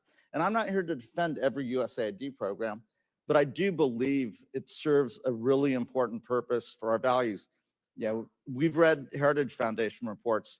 I worry about what's happening in the Pacific Islands. They put out a good report. We've met with them. We're ceding our influence there. We're already seeing China step in and take things over. We're watching in Cambodia and Southeast Asia, programs that are good programs like demining. China stepped in, it's front page news. Let's not shut everything down. Let's make necessary reforms. Let's, as Congressman Yoho said, let's focus on humanitarian aid, let's focus on development, and let's look at the programs that do this. For the American people, the most successful development program in the history of the world was the Marshall Plan. That was us. That was the United States of America rebuilding Europe, creating stable democracies, preventing war, lifting hundreds of millions of people out of poverty. That was us. We can do this, and we can do it better and smarter and not betray our values as Americans. But we should do this. This is Congress's job. It's not someone else's job. And I'm willing to work with you to figure out what programs make sense. Let's write a foreign aid authorization bill, but let's do it in a smart way. Let's get former administrators in here. Let's us do the work, Democrats and Republicans, to rebuild a better, stronger, more prosperous USAID. Congressman Yoho, we're friends and we've stayed in touch over the years. I appreciate the BUILD Act. That was bipartisan, and your leadership there. I am a little bit worried because I've heard President Trump talk about creating a sovereign wealth fund, perhaps, making that DFC's mission. Will you actually talk about the difference between DFC and sovereign wealth fund? Yeah. What I see is the DFC was designed for a specific purpose when we put it together. We wanted to move countries from aid to trade. That was our big thing. And I won't go into why I came up with that. We were on a Codell over in the DRC. And if they want to create a sovereign wealth fund, I think they should do that separately. And I think there was an executive order, in fact, to do that, which is good because if you put it in the DFC, it starts clouding the mission. Are we going to do development? Or are we going to do build a trust fund or the sovereign wealth fund? And you start clouding the mission and you get away from what I like to call purity of purpose. The DFC was for hardcore infrastructure projects that will bring in other investors in a region that needs those jobs and the opportunity so that we can wean them off foreign aid. Foreign aid by itself has not brought anybody into prosperity, but working together to build that infrastructure, to create that structure there, that brings in the opportunity, outside dollars, and then we create friendships and allies around the world. Great, increases trade. Mr. Chairman, I'm willing to work. Let's do the work here in Congress in this committee, and let's build a better, stronger, more prosperous. And I commend you USAID. guys for saying that. Could I just add something, if I could? Gentleman's time has expired. I do thank the representative for wanting to work on the State Department reauthorization. Look forward to working with you on that. Representative from Tennessee, Mr. Burchett is recognized. Thank you, Mr. Chairman. I want to submit for the record an article why condoms cannot always be trusted. It's dated March 19th, 1993, and it goes on to say that USA distributed around 800 million condoms last year, and this was in 93. The argument that condoms are not being distributed obviously has some holes in it, Mr. Chairman. Mr. Primorac, can you provide an example of USAID programs, a USA program that was harmful to the U.S. foreign interests? You. I probably didn't say your name right. I've said No, it. that's okay, Congressman. Thank you. Nobody Yeah, gets, I think this Jonathan is- Jackson still doesn't get Burchett right, so we're good. Now, I've heard a lot about the issue of China, and I agree that it's very important to counter China. But the last 4 years went in the opposite direction. The strong counter-China infrastructure that we had developed over at USAID was simply dismantled by the next administration. I can't think of anything that's harmed the developing world than the climate agenda. It has pushed all of these countries, especially in Africa, to go green. Solar, wind, EV, who produces all of those materials? It's China. And then on top of it, we tell them, no, you can't develop your own fossil fuel industry because it's anti-green. So what happens? They can't generate the revenues to create good jobs at home. They can't generate the revenues in order to finance their own health, education, and other needs. And it increases the price of energy, which does what to the poor? It hurts them. The climate agenda has done more in increasing poverty and increasing hunger than anything else. Of course, the resentment that's building up from around the world, that's much more conservative than we are on these woke things. It's extremely damaging. And look, a friend of mine at work provided me this morning with something that's very, very telling. Of the 19 of the top 20 countries receiving aid from USAID are part of the Belt and Road Initiative that China runs. Sure. I mean, this is showing that our efforts are not working. And I agree with Congressman Yoho and Administrator Natsios that the developing world, they want more trade, they want more investment. I don't care if you're speaking to government officials, business leaders, religious leaders. They don't want all of this other kind of aid where 50% of it is gone and we're violating their norms. Let me get a couple more questions in to you, if that'd be all right. Did USAID assist in illegal immigration on our southern border? I think that's something, it's both state and aid that's shared in that responsibility. PRM over at state, I think, is doing this. There was this whole thing about root causes and spending billions of dollars in Central America as if that would stem illegal immigration. But the problem with that argument is that these countries earn tens of billions of dollars of remittances. So the amount of aid that we're spending is such a tiny amount, it doesn't have any impact. If you want to stem illegal immigration, it's not foreign aid, it's closing the border. And we're seeing the results of it now. Did USAID fund foreign terrorist organizations such as the Taliban? You know, when I launched and led the Bureau for Humanitarian Assistance, we had an internal risk assessment tool, and I pushed it immediately into red because we were sending money in places where we didn't have an actual presence. In a place like Afghanistan, we're not there. All of the international NGOs that we worked through, they left, and the Afghans that had worked for us, they fled or were killed. So we have absolutely no idea what's happening with that money, but it's being spent. Before I left as the COO, I put in a very tough vetting requirement that anybody who touches the money must go through our databases to see whether or not these are terrorists. But the next administration just removed it. So I think we can safely conclude that we are. Those groups will hate us for free.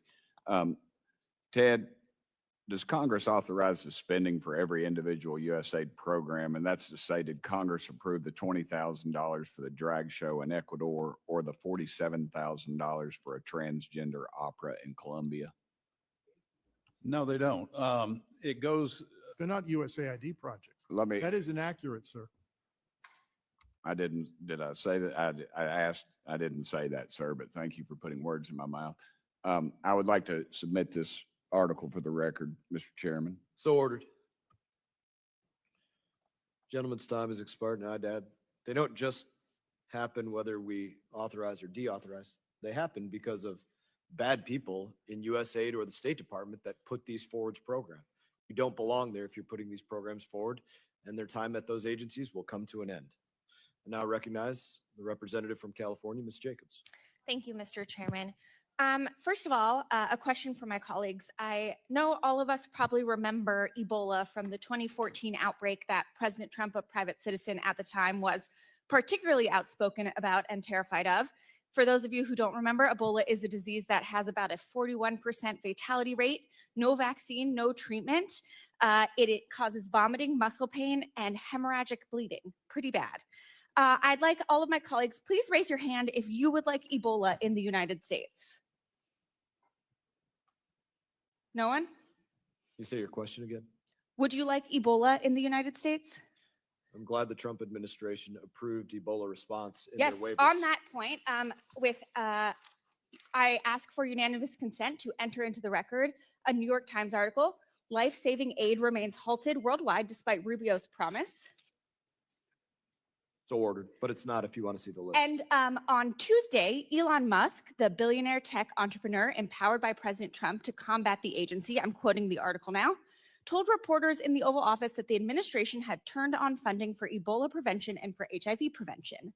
But in reality, again, quoting this article, the Ebola funding and virtually all of the HIV prevention funding remains frozen, according to USAID employees and several aid groups. And that is because the payment system called Phoenix that USAID relies on to disperse financial assistance has been inaccessible for weeks.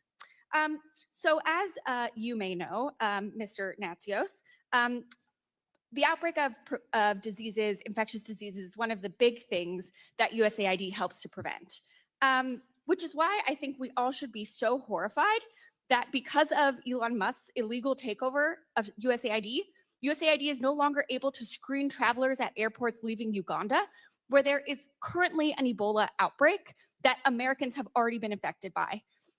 Mr. Natsios, you led USAID, correct? Do you think stopping the screening of travelers makes America more or less safe? It makes us less safe, but I would add that there is, over the last 30 years, we built a system in 90 southern countries for monitoring all infectious diseases. And that's the early warning system.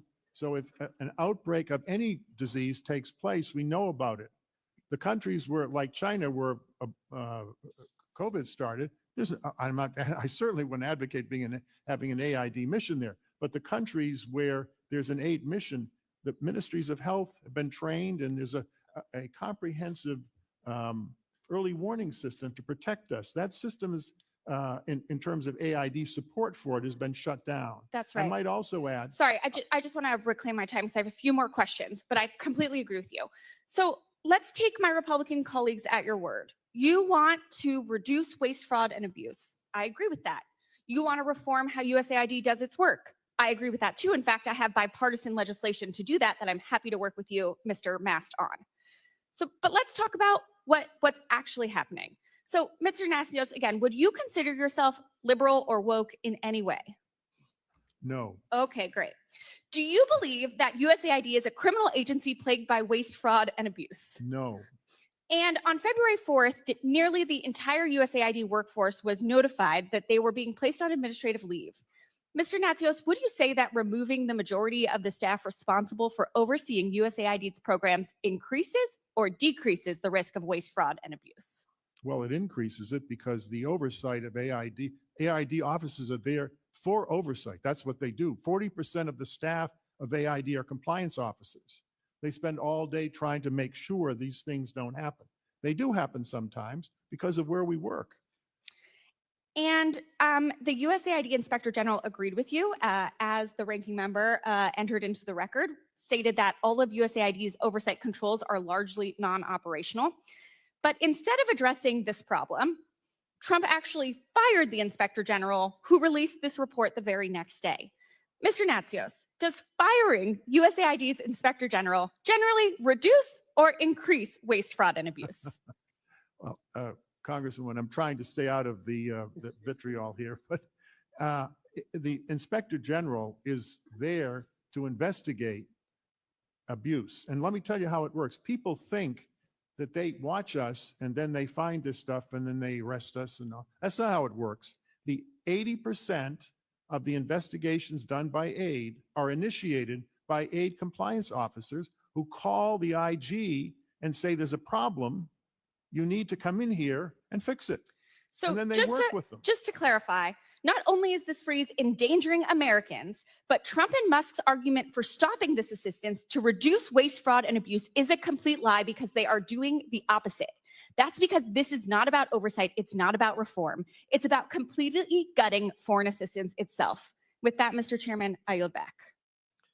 I thank the gentlelady for her questions, and I would remind everybody that Ebola response has been restored 250,000 through IOM, 1.5 million through UNICEF, another 250,000 IRFC, and others. The list goes on. And we should be supporting the correct programs. Uganda was brought up, and I would say, as an example, there was a program, $5.5 million for promoting LGBT acceptance in Uganda. That is not life-saving, and that's not combating Ebola. Gentleman from Tennessee, Mr. Green, is now recognized. Thank you, Chairman Mass, and I appreciate your leadership, and I look forward to working alongside you to bring needed reform to our diplomatic strategy. We certainly have a lot of work to do, and this hearing is just the beginning. Accountability is coming.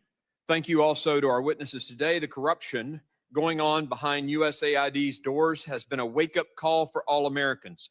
As chairman of the House Homeland Security Committee, I spent the last 2 years exposing the Biden administration's sabotage of our border and the policies that kept America safe.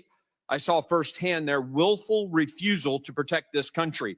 Under the guise of foreign aid, USAID has been an unapologetic front for a far-left agenda. It has become self-evident there weren't a handful of foolish policies, but rather a coordinated strategy of radical, idiotic, and often anti-American priorities. Idiotic, you say? Millions to teach Moroccans how to make pottery? The Moroccans were making pottery before we were a country. This entire debate today and the crocodile tears from Democrats just goes to show what's wrong with this town. Not a single Democrat I've heard has expressed dismay at the many examples of crazy, wasteful spending. I don't understand the objection to a deep dive in how we spend our money, but perhaps it's the fact that over the last several weeks, a massive surge has occurred in the search for a criminal defense attorney. That probably says it all. 5 times in this city, any other city in the nation. I'd like to remind the committee that President Kennedy unilaterally created USAID through an executive order in 1961. Yet the President Trump, orders a momentary pause after winning a mandate for reform, and Democrats cry, constitutional crisis. This is after 4 years of reckless spending and unrepentant lawlessness from the Biden administration. I want the American people to understand how this works in Washington. As long as you're spending other people's money, no one bats an eye. But the second you want to save taxpayer dollars, the swamp cries wolf, or in this case, unprecedented constitutional crisis. This breathless, fake outrage from the left is utterly insane. And you know what the American people, you know they can see right through it. The generosity of Americans and the blessing of giving aid to others has always been one of our most valuable tools for diplomacy. The American people have a proud history of championing aid to our fellow man, but lawless bureaucrats have poisoned that goodwill. Many USAID programs are wasteful and actively sabotage our diplomatic relationships by forcing woke ideology on our partners. Just look at PEPFAR, a beacon of hope in the fight against HIV/AIDS, yet the Biden administration even weaponized this crucial program, jeopardizing lives and undermining our relationship with African nations. Under Administrator Powers, our message to Africa was explicit, as it was heinous. Abort your babies and violate your religious convictions, or we won't grant you life-saving aid. Let me be crystal clear to those who've been complicit in this betrayal. Firing those involved is just a start. We have a long way to go. And one last point. I want to correct the record on a couple of things. First, Elon Musk and the team that is working does not have access to personal data. They don't have access to your social security number. That is a lie. Elon Musk does have a security clearance. He has a top secret security clearance. By God, he makes the rockets for NASA. But the suggestion that he somehow can't be trusted to dig into how we're spending our money is nothing but a smokescreen to hide the corruption and the wasteful spending that has occurred there. And I am personally offended at the left's continued references to 19-year-olds and 21-year-olds in there doing work. There are 19-year-olds who have won the Medal of Honor defending this country. Just because you're 19 doesn't mean you're some child who can't be trusted. It is offensive. And if you're 19 years old out there, 20 years old, and you're serving this country, by God, your service matters. Keep serving. We thank you for that.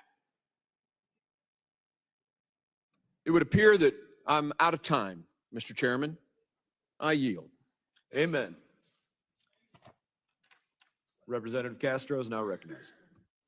Thank you, Chairman. I would just say that if you can find us a 19-year-old Medal of Honor winner who'd love to serve in the U.S. government, we'd love to have him, rather than this 19-year-old who's a mystery man and got fired from his last job.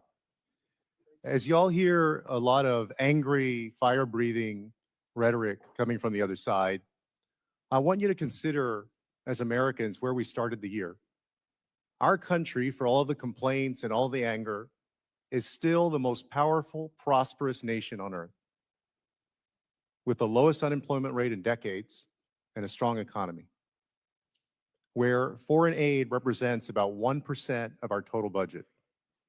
And yet, Elon Musk and this administration's attempt to illegally shut down USAID and freeze ongoing foreign assistance programs has been met with support and applause from some of the world's worst authoritarians.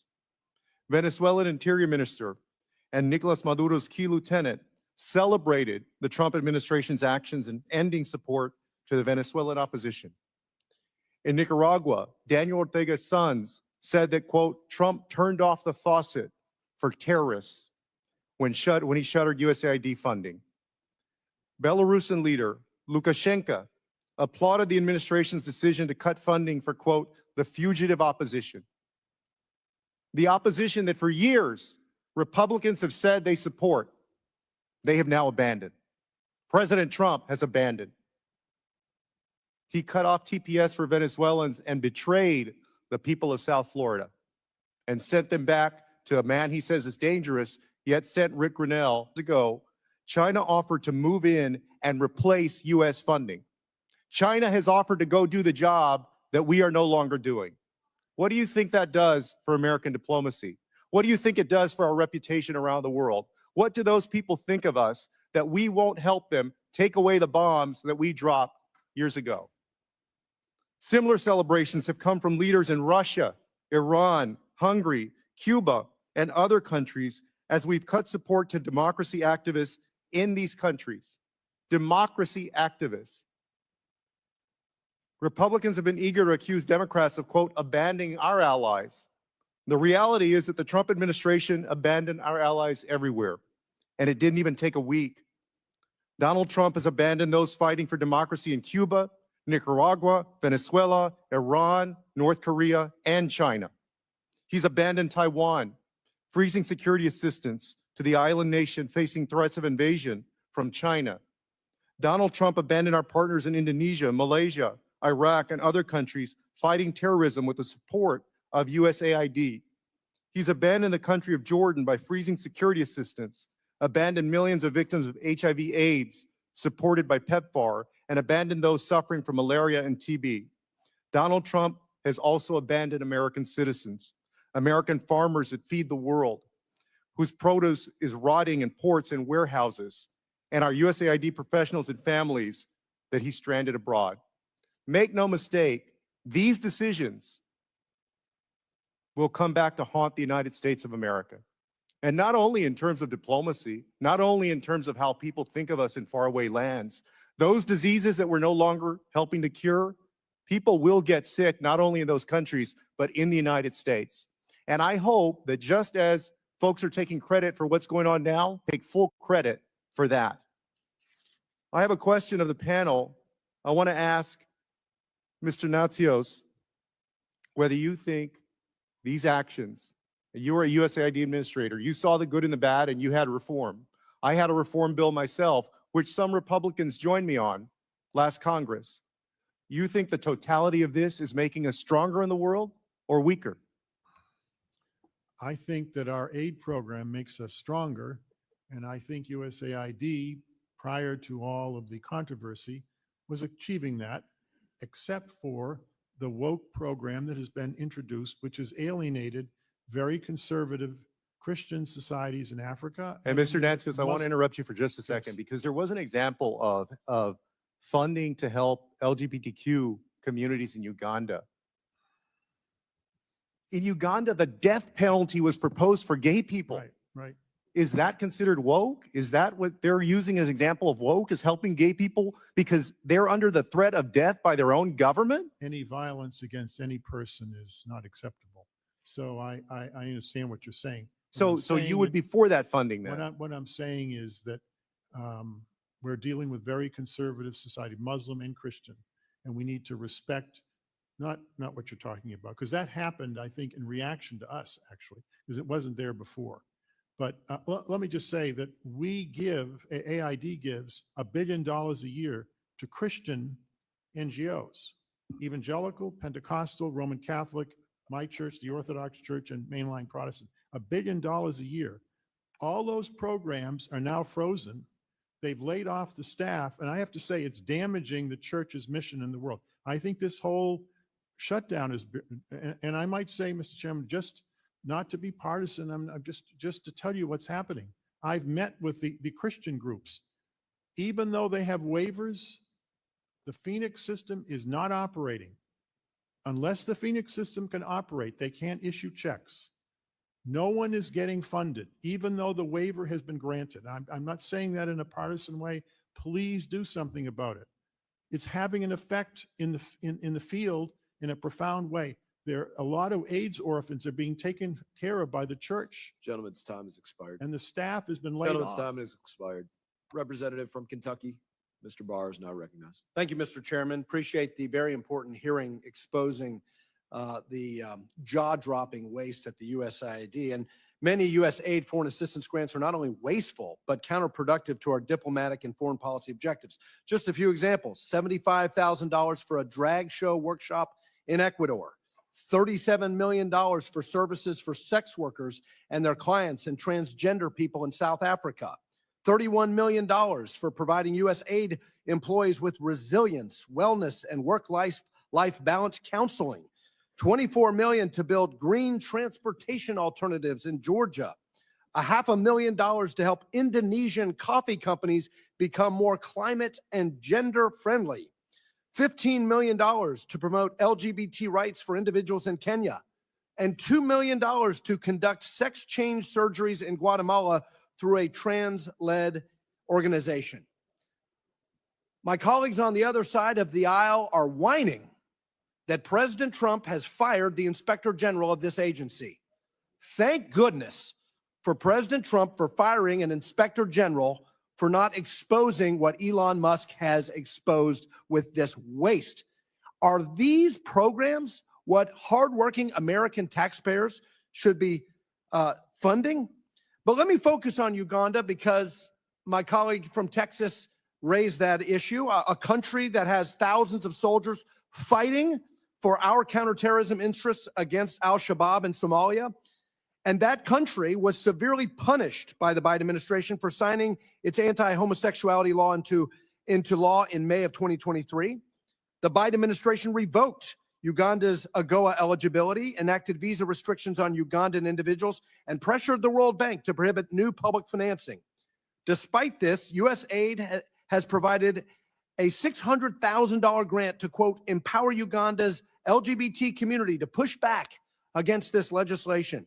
and a $5.4 million grant to shift public perception and attitudes in Uganda towards LGBT acceptance and to train LGBT individuals on the skills needed to engage in the economy. Now, in Uganda, China is expected to finance the $5 billion East African crude oil pipeline directly because Western leaders and the World Bank are walking away from the project because the Biden administration's response to their own domestic legislation.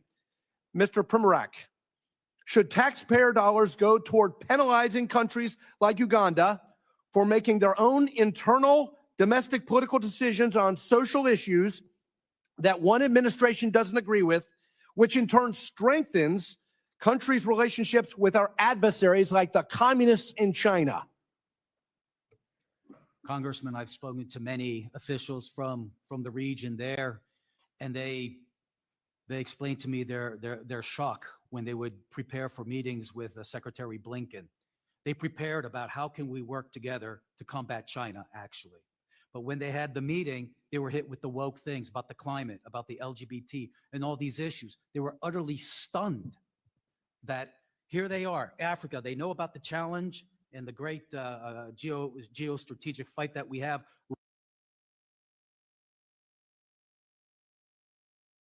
Well, look, I get it. The gentleman from Texas disagrees with the Ugandan people.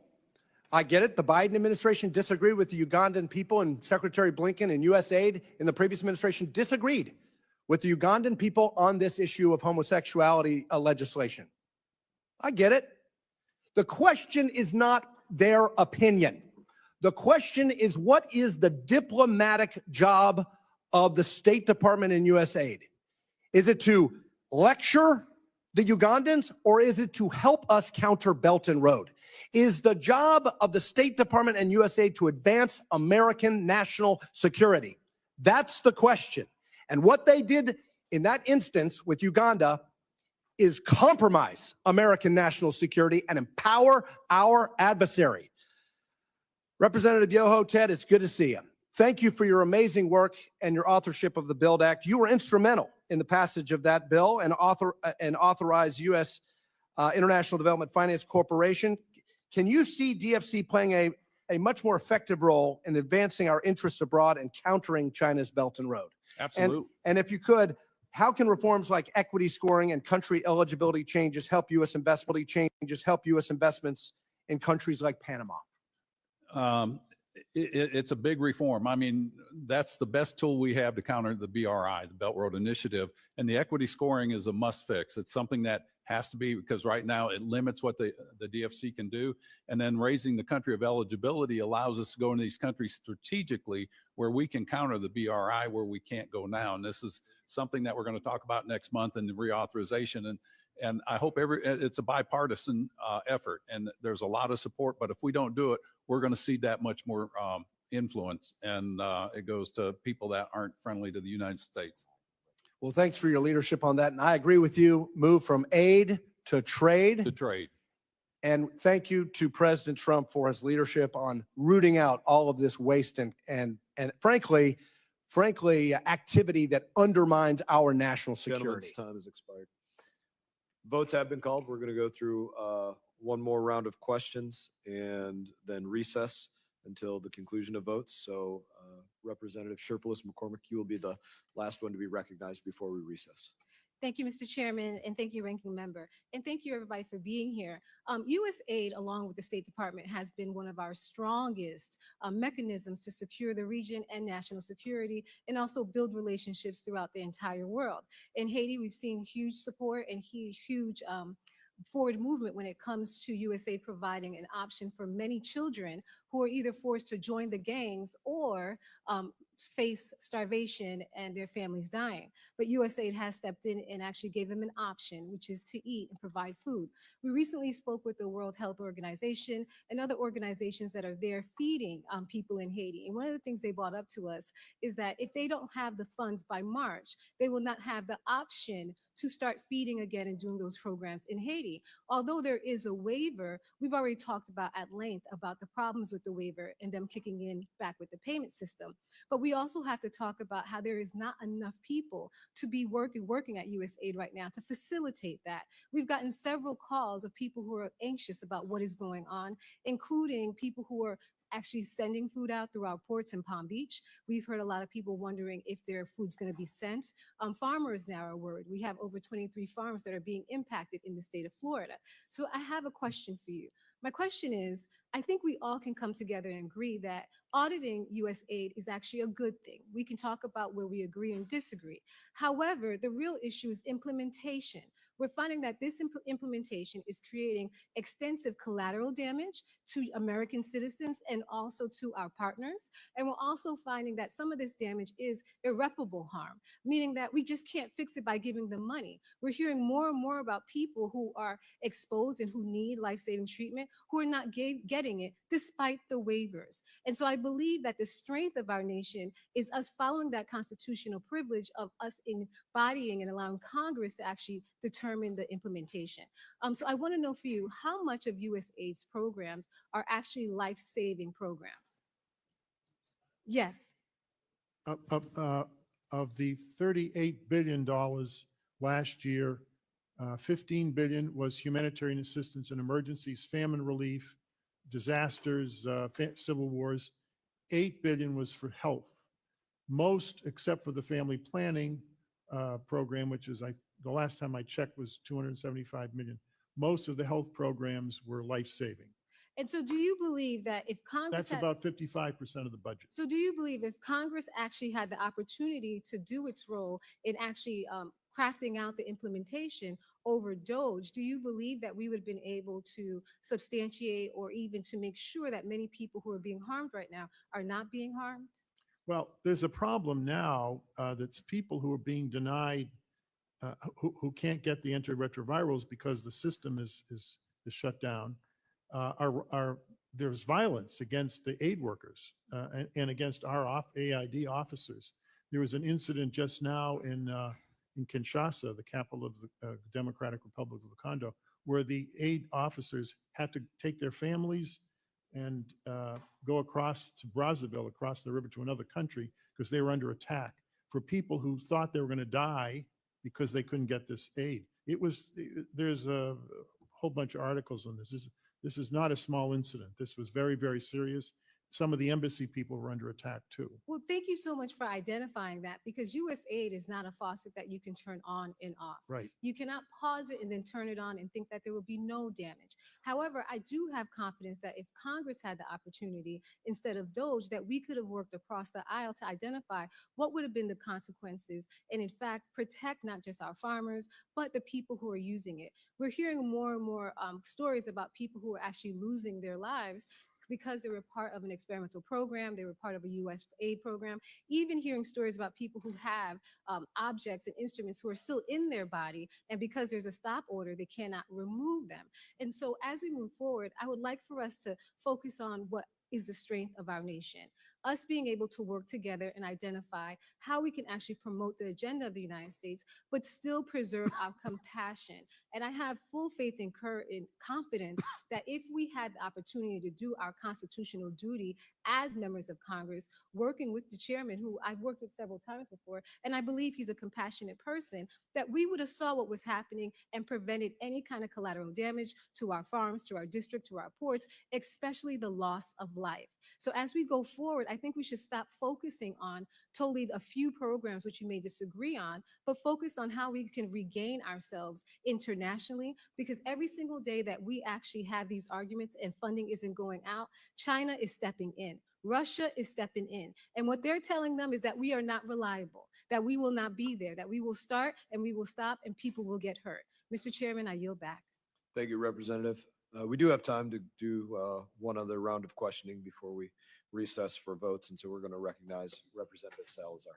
Thank you very much, Mr. Chairman, and thanks to the witnesses. My name is Maria Salazar. I'm the chairman of the Western Hemisphere Committee, subcommittee here in the House Foreign Affairs Committee, and I am very distraught because some of the programs that we have been talking about come from the region that I represent. Many people in South Florida that come from those countries of origin, Guatemala, Venezuela, and Peru. So I understand, Mr. Natsios, that you do not agree with the way that Elon Musk has conducted his investigation into USAID. But I do believe, coming from the world of television, that you are judged by the results, not by the process.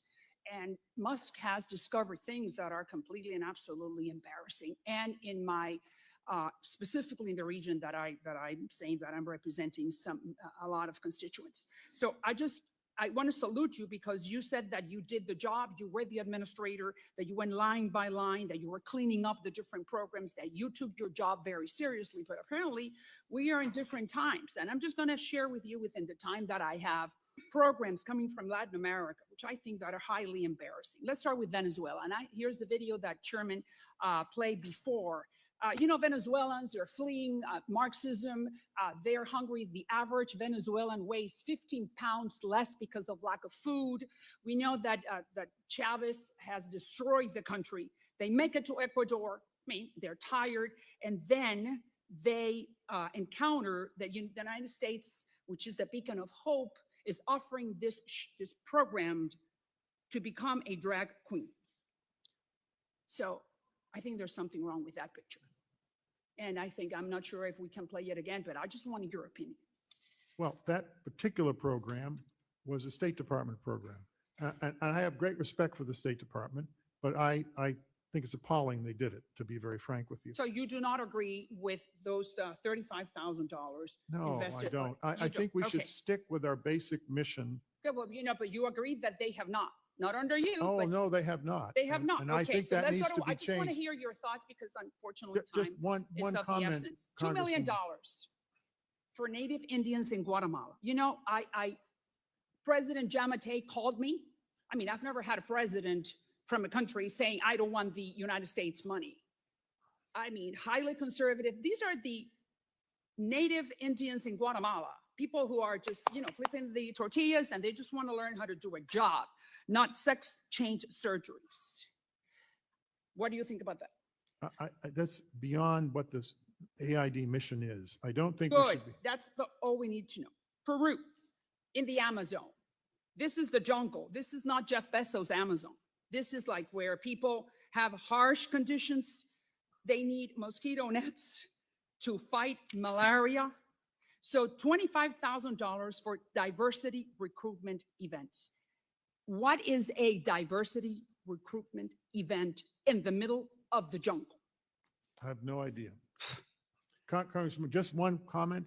You can move aid to do what you want by hiring a development professional, a conservative, who knows how to manage a large, complex operation.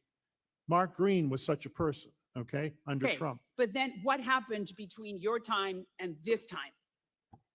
Tell me, what happened? Well, politics gets involved. Oh, politics. But then Elon Musk comes and tries to clean politics and go back to the original Right. mission of the I program. think Is it that would be- correct? I think it would be useful if Musk and some of his staff would go to the field and see the projects. Well, I'm think not they sure, would take but a different I'm view. sure they don't have time, sir, to do that. But what I'm saying is that he did something that, according to what you just explained, it brings benefit to the USAID programs.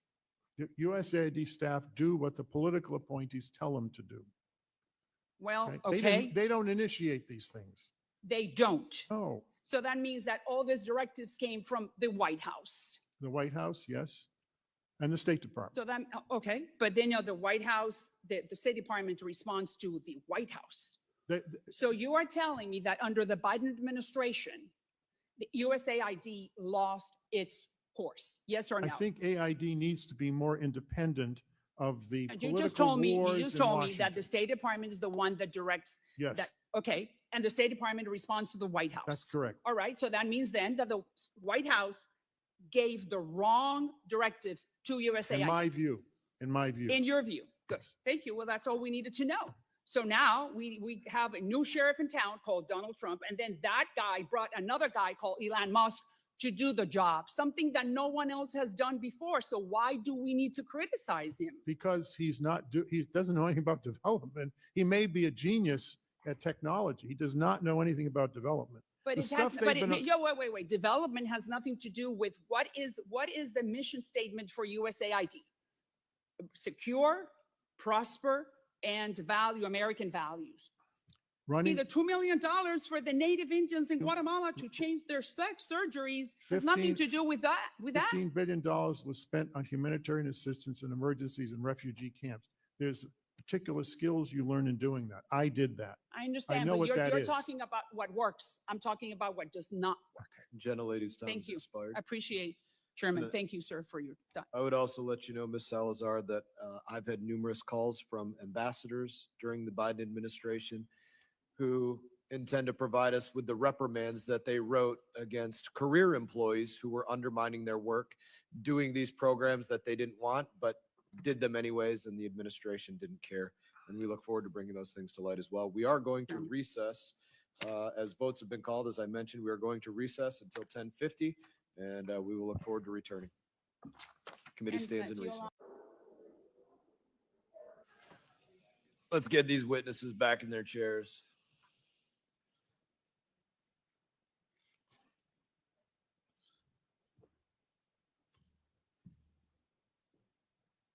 Committee will come to order. Chair now recognizes Representative Kamlager Dove for 5 minutes. Thank you, Mr. Chair, and to the ranking member. You know, I have noticed a theme with Republican hearing titles that always seem to have one word of truth in them, but they are strung together by callous duplicity, or as the chair said, lies. Betrayal is the word of truth today, and it is an incredibly accurate description of what Musk, Trump, and silent Republicans are doing to the American people. By unilaterally dismantling our entire foreign assistance apparatus, you have endangered every American who relies on that system to keep them safe from global crises and that relies on them to feed their own family. Not only that, but you have betrayed some of the stakeholders that I thought my colleagues cared most about: our farmers, our veterans, faith-based groups, diaspora communities in all of our districts, and the Constitution. Not to mention the people who have tragically died because you have ripped away the life-saving assistance they need to survive, and for no good reason.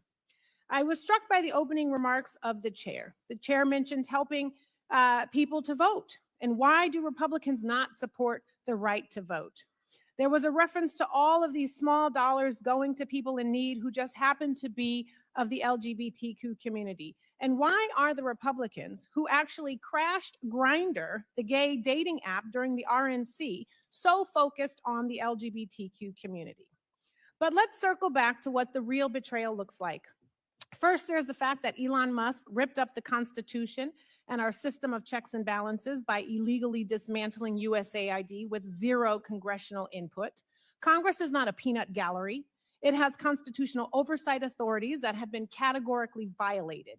But this weaponization of government has been met with deafening silence, betrayal. And now to the so-called woke programming. The farmers. USAID's humanitarian assistance is a major source of income for American farmers, $2.1 billion in 2020. Farmers supply 41% of the food aid that USAID uses to feed starving people around the world, meaning that farmers' livelihoods directly benefit from these programs. The foreign aid freeze rips away their incomes while condemning vulnerable people to famine, betrayal. And veterans. American service members fought for decades in Afghanistan. Many of them are only alive today because the heroic service of Afghan interpreters, like my brother-in-law who served. And these folks we have worked with tirelessly to evacuate to the United States. But Trump canceled the refugee admissions program and left them behind, abandoned by the very people who use them for political gain and then ripped the rug out from underneath them at the first chance they got. Betrayal. And then the Christians. USAID supports numerous faith-based groups in implementing humanitarian assistance in some of the world's worst hotspots because their faith teaches them that every human life has dignity, is sacred, and is worth saving. Cutting off aid has forced massive layoffs at these organizations and desecrated their life's work. I guess no one cares about religious freedom when it interferes with a billionaire's political agenda. Betrayal.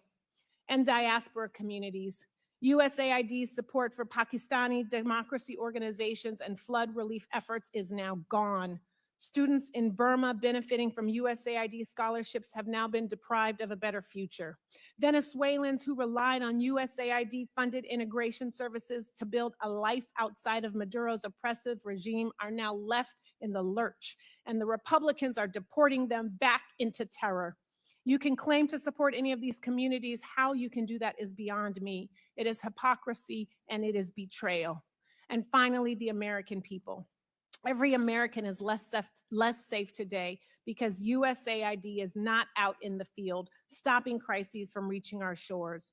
If there was a pandemic-like disease outbreak that risked spreading to our shores, we could not respond.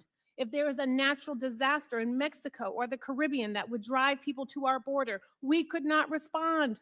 The dismantling of those protections is an unequivocal betrayal of the American people. Oh, but what about that new $400 million contract the State Department is just signing with Tesla for Cybertrucks? Because I guess people need Cybertrucks more than they need malaria pills. So now to my questions, if I have time. Mr. Yoho, in your testimony, you touched on the important work of American farmers and the work of American universities in USAID Feed the Future Innovation Labs. What capabilities do we lose domestically, and what domestic constituencies do we hurt by eliminating these programs? Those are important programs that have worked, and by the pause that we have right now, I think the goal is, instead of putting blame everywhere, we focus on how we get these things back online to do the work they have done.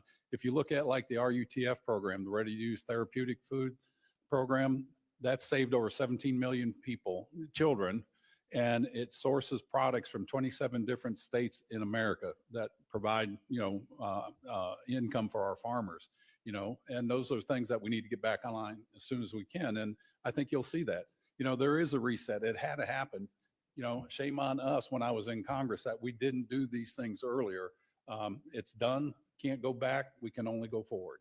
Thank you, and I yield back. Thank you for the time, Mr. Chair. You're welcome.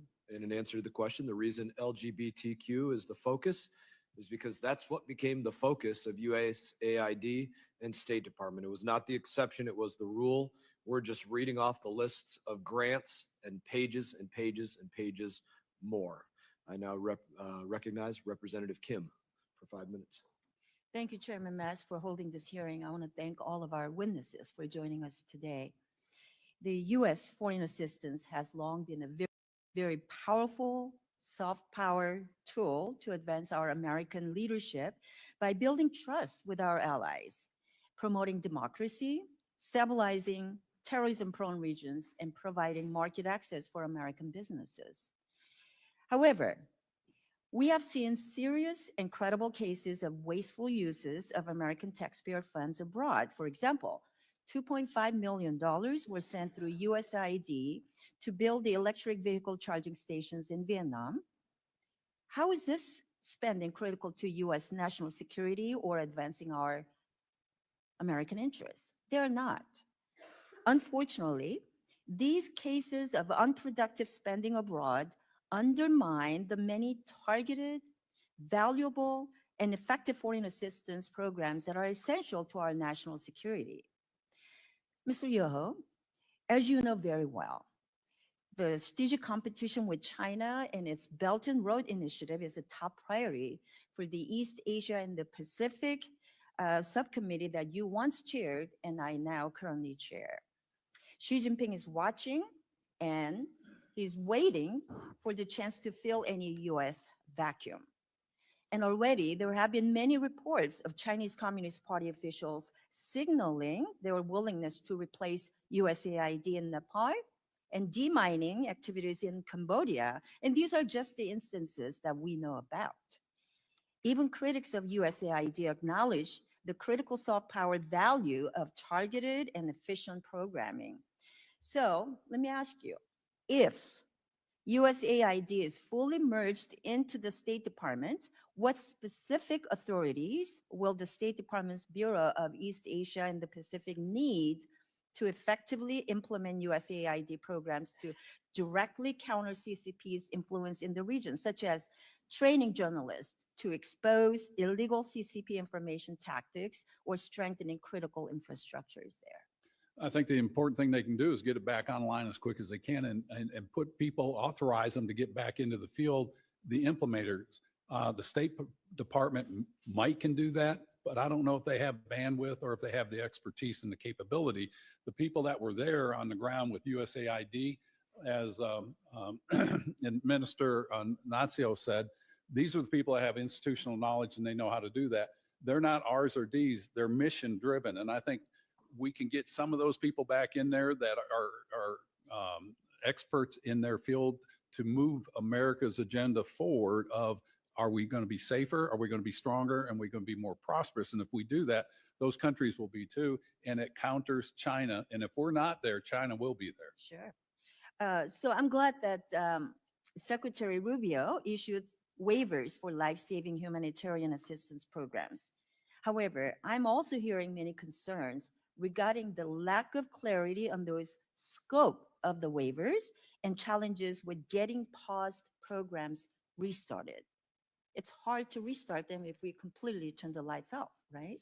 So what recommendations do you have for the administration to ensure an effective waiver process? Again, moving forward, I think the quickest thing they can do and the most effective thing is identify the program that you want to do.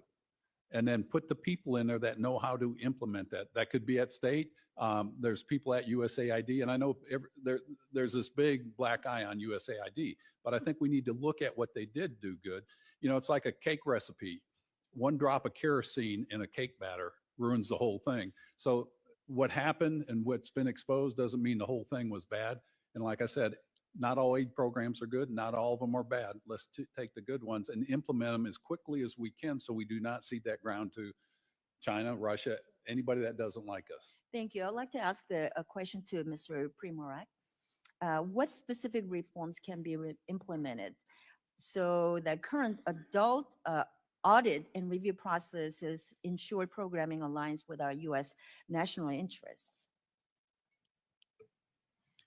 I think transparency is probably the most important. We have various websites where we're supposed to provide information to the American public as to what we're doing in all these different countries, whether it's grants.gov or foreignassistance.gov, but it's not consolidated. And too often, actually probably most of the time, we don't have information as to who are the awardees, who are the sub-awardees. If those are made available, and not only to Congress, they should be made available to the American people. I think by having this kind of transparency, that a lot of these bad things happening, people will be a little bit more careful because, you know, lots of people are watching. I appreciate that. Thank you very much. My time's up. Thank you, Representative Kim. Chair now recognizes Representative Titus. Thank you, Mr. Chairman. Thank you all for being here. You know, we've heard a lot this morning of kind of cherry picking programs out of context and then a very narrow view and some that just aren't true about the bad things and the weird stuff that USAID has been supporting. There are programs in the Department of Agriculture that I bet we could pull out that show a waste of money and some weird programs that I certainly don't support, but I'm not calling for the dissolution of the Department of Agriculture. It's kind of like Mr. Natsios said, if there's a problem or you don't like a certain kind of program, you can fix that. You can address it. You can discuss it and talk about how to make it better, but you don't destroy it.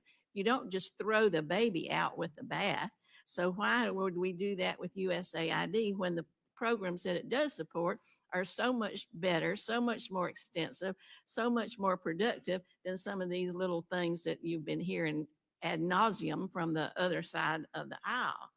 One of the areas that I'm particularly interested in that you've heard less about is how USAID supports democracy around the world, whether it's backsliding in some countries or whether it's just trying to develop democratic institutions in others.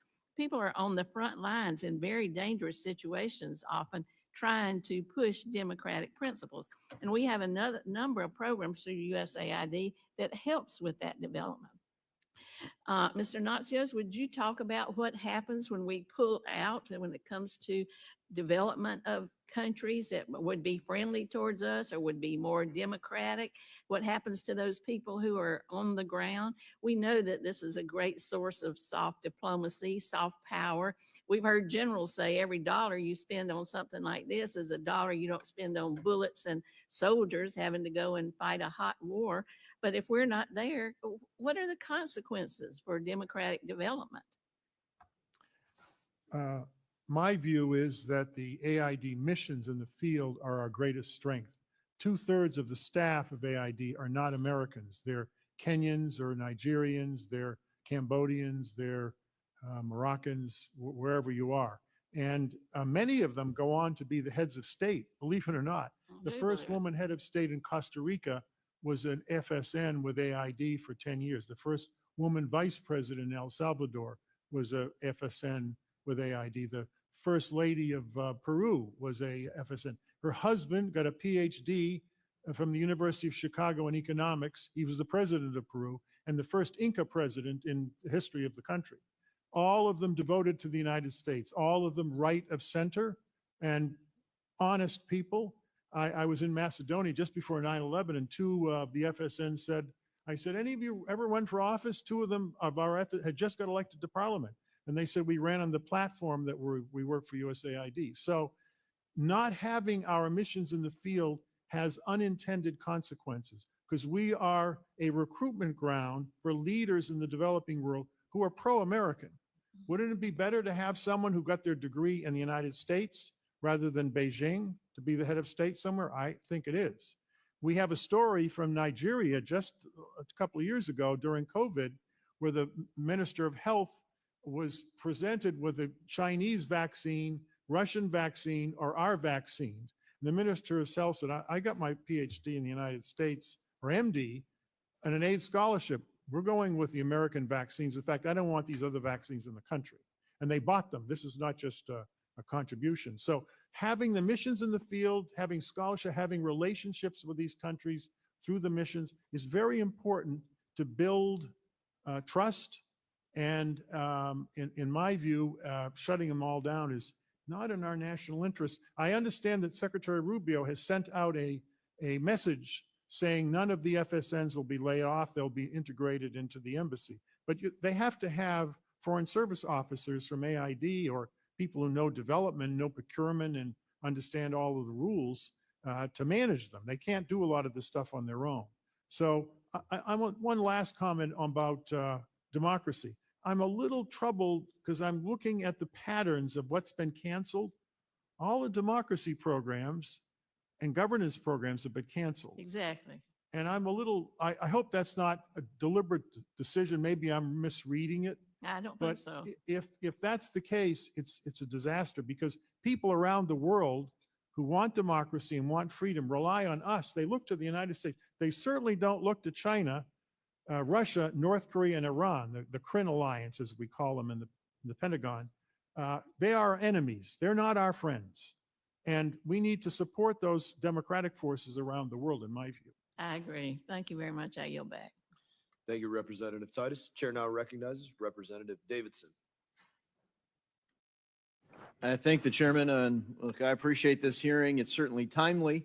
When we talk about woke and weaponized government, it's easy to get desensitized to the long list of frivolous, frankly, pretty radical programs that are being exposed. You know, stuff like $1.5 million for DEI in Serbia, $47,000 for transgender operas in Colombia, $2 million. The former ambassador to Guatemala talked to me about this, $2 million for transgender surgeries in conservative country like Guatemala. It's a long list. I mean, USAID funded scholarships for people who became terrorists like Anwar al-Awlaki. We've sent, under the guise of USAID, we sent money to UNRWA, which returned funds directly to Hamas. In blatant violation of U.S. law, the Helms Amendment, PEPFAR has funded abortions and killed babies. What is happening in Africa is just the tip of the pro-abortion iceberg that the Biden administration weaponized aid agencies into. It also happens to be against the law that Congress has passed. So USAID funded independent media, so-called, in Hungary, but it was actually trying to run a color revolution playbook to overturn the government, very popular government of Prime Minister Viktor Orban, who's a NATO ally. So let's be clear, this color cultural revolution playbook hasn't just been weaponized against allies in foreign countries. It's been brought home and weaponized against our own citizens right here. If you had unapproved opinions of COVID vaccines or origins of COVID, or maybe the Hunter Biden laptop story, there's almost certainly a puppet NGO working overtime on taxpayer dollars, which contradicts the word NGO in the first place, to shut down or deplatform speech in America. That's a clear violation of the First Amendment. So look, our staff has heard every day from terrible stories about the abuse of our government in conflict with our own national interest in places like Uganda, where if they don't embrace aborting babies, they will be retaliated against and have aid taken away from them. I mean, coercive activities. So thank goodness President Trump has brought us back into the Geneva Consensus Declaration, protecting life, building pro-life, and other values that align with America First policies. They advance our interests, but they also help our allies advance their interests. And that's probably the most, it's terrible to waste the money, but it's also terrible to not just waste it, but to actually work against the interests of the United States. So look, I agree that there's probably some things, and we'll get to those things that are good, but when you have a completely non-responsive agency actively working to undermine the guidance that Congress is giving them, they don't steer. So last July, Marjorie Taylor Greene, a colleague of ours, introduced an amendment to defund USAID. And the amendment was defeated 81 to 331. Now I voted yes, but 331 colleagues were opposed to this, somewhat radical change. I bet the vote would be different today. But thanks, Secretary Rubio's going to take charge and say, yeah, we're going to do the good things. We're just going to turn it off and we're going to clean house. And I think that's where they were. We knew there were abuses there, but that's what we're up against, folks. So let's just, Mr. Primorac, you've written about disgraceful efforts in the Biden administration to bully conservative countries into accepting radical gender theory, abortion policies, a far left agenda. In a piece last year, you wrote that East African faith leaders viewed USAID staff as, quote, missionaries of evil because the Biden administration hijacked popular aid programs to promote their agenda. Could you elaborate on that? I traveled to Africa a couple of times last year and spoken to many of them who visit here in the United States. And many of them, like me, remember the 1990s, where I was involved in democracy development, and we helped turn the former Warsaw countries into allies of the United States. But these were values that were akin to our Bill of Rights. Things have really radically changed a lot. I've spoken to a lot of faith-based organizations that are feeding hungry. In Kenya, for instance, they have so many refugees from surrounding countries. Some of these dioceses, they simply will not take U.S. funding because it's tied to all. It had been tied to all of these things. I did I monitored or moderated a panel on Africa at Liberty University, and a governor from the northern part of Nigeria had a conversation with Samantha Power, who told her that you have to tie food aid with all of this other woke stuff. Crazy LGBT. leverage. And look, I wish I could talk more, and I will submit questions for the record because Mr. Yoho, look, nevertheless, there are certain things post USAID's demise and the imminent funeral for this agency that we might want to keep intact. So how do we advance our interest? I look forward to collaborating with you all, and I yield back. Thank you, Mr. Davidson. Chair now recognizes Representative Amo. Thank you, Mr. Chairman. Mr. Chairman, it's ironic that this hearing is called the USAID betrayal because Donald Trump betrayed USAID. He betrayed the agency's mission and its employees. He betrayed the American workers and the businesses supported by USAID contracts, and he betrayed the literal starving children who rely on food from USAID to stave off hunger. I'd like to highlight a few of the groups that Republicans are leaving out in the cold with this freeze. Let's start with the USAID employees, Americans around the world. They feel abandoned by our government, saying, quote, "We have lost contact with Washington. We are on our own." Some USAID employees, again Americans, have been forced to flee the country where they worked after protests over frozen aid turned violent. What does it say about us when we turn our backs on our own citizens, these global helpers who are just doing their job? But the betrayal extends to every American worker who relies on USAID, including American farmers, manufacturers, and universities. In my home state, the University of Rhode Island works with USAID to improve aquatic food systems and fight food insecurity. Right now, the university is unable to access nearly $300,000 they are owed. Let me repeat, universities are being stiffed for work they have already completed. And that was before the funding freeze. What kind of government refuses to pay its debts? Might be a government led by a multi-time bankrupt billionaires, I suppose. But of all the people affected, the worst impact of this betrayal fall on those who rely on USAID for food and medical care. People are already dying because of the aid freeze. As you heard earlier, yesterday we learned that a 70-year-old woman in Thailand died because the aid freeze cut off her oxygen supply and her access to care. Whether from lack of medical attention or from starvation, more people will die because of Trump's decision, and my colleagues on the other side having a collective silence. It's mind-boggling. This food aid was funded. Some of it was already purchased. It is ready to feed starving people. As this Inspector General report finds right here, before they were fired, USAID stop work orders jeopardized nearly $500 million in food assistance, leaving 500,000 metric tons of American-grown food at risk of spoiling. Look, if DOGE wants to eliminate waste, it can start with the life-saving food that is literally rotting in our ports because of Trump's betrayal. This administration has failed us. It has compromised our national security. We beat our chests about national security. This is hurting it. Adversaries like China and Russia are salivating at our retreat. They are reaching out to our allies and partners to undermine our work across the world. Republicans are abandoning global health work. That's an insane decision after a global health pandemic that we've recently experienced. Right now, there's a deadly Ebola outbreak in Uganda, where more than a dozen Americans are exposed to this fatal virus. But where's the United States? Nowhere to be found.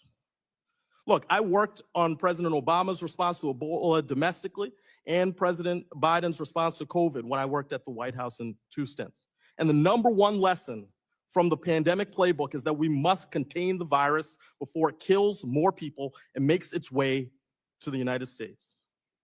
It is in our best interests to get involved. So I know I'm running short on time, but former Administrator Natsios, if you could answer quickly, do any of the betrayals that I have explained here today make America safer or promote America's values abroad? I do believe that a robust foreign aid program, properly managed, is in our national interest. I wrote an article for Foreign Affairs that came out 2 weeks ago, February 7th, with a realist policy, not a liberal internationalist policy, on how we should run our aid program during this period of great power rivalry. The basic argument is that humanitarian assistance and health should be based on need only.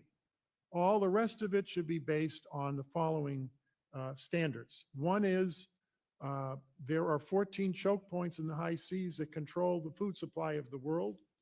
We should have aid missions in these countries. We do in Egypt. It's not just because Israel is security is connected to Egypt. It's because the Suez Canal is there.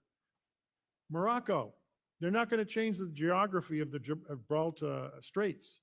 AID had a mission in Panama and we left because it's a middle-income country. We should not have left, in my view. There should be a permanent mission in Panama because the Panama Canal is not going to go away. When we left, guess who moved in? The Chinese do. And who is upset with this now? Properly so, is the president. We should have had a large age mission permanently in Panama. I went down there with my university and they all wanted it. They didn't want us to leave. So I think we need to place our missions more strategically. The area around Russia and China are under severe stress. All of the Central Asian countries want a larger age mission. You know, the Kazakhstan, we were going to move out and the president said, we'll pay for half of it. I said, what? It's an aid program. He said, we don't want you to leave, Mr. Natsios. We want aid here. We want the United States here. And we value what you're doing. So we will pay from our gas revenues half of the cost of the aid program. Thank the gentleman for his response. Gentleman's time. Chairman, I expired. ask unanimous consent to enter in the article from which I cited. So ordered. Gentlemen may want to find a time to apologize on Twitter or somewhere else to the administration, or thank the administration, as $6+ million is one example, has gone to the WFP, the World Food Program, 250,000 in one line item for Ebola response, another 1.5 million for Ebola response, another 250,000 for Ebola response.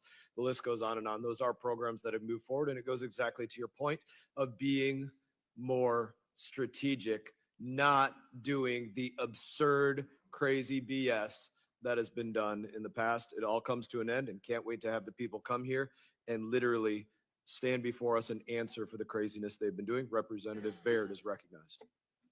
Thank you, Mr. Chairman and Ranking Member, and thank the witnesses for being here. And Dr. Yoho, it's always a good when I can see you. So, but you know, I want to express that the American people really deserve not to have their tax dollars spent on the programs that Chairman Mast mentioned earlier in his opening statement. And I really appreciated Emeritus McCall reminding us about how the USAID came about. And it was really initially created, as was said, to combat the Soviet Union and their efforts to spread communism around the world. So it's disappointing to hear about the billions of dollars being distributed to foreign countries. And some of those are our adversaries that without really accomplishing our mission. So we have people here at home that are really struggling. For example, those that are still sleeping in tents after some of the hurricanes, and it's cold winter time. And so I think you can recognize, and I'm sure you recognize, the importance of taking care of our own people. But anyway, Dr. Yoho, thank you for your service in the 113th Congress. And I'm interested in agriculture, just as I know you are.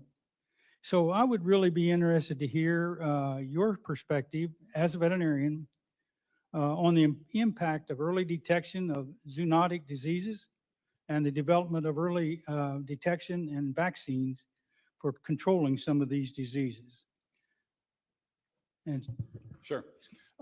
Thanks for that question, because it's very important. You know, there's so many things that are going around. The things that affect people in pandemics and epidemics and things like that originate in the animal world, the zoonotics.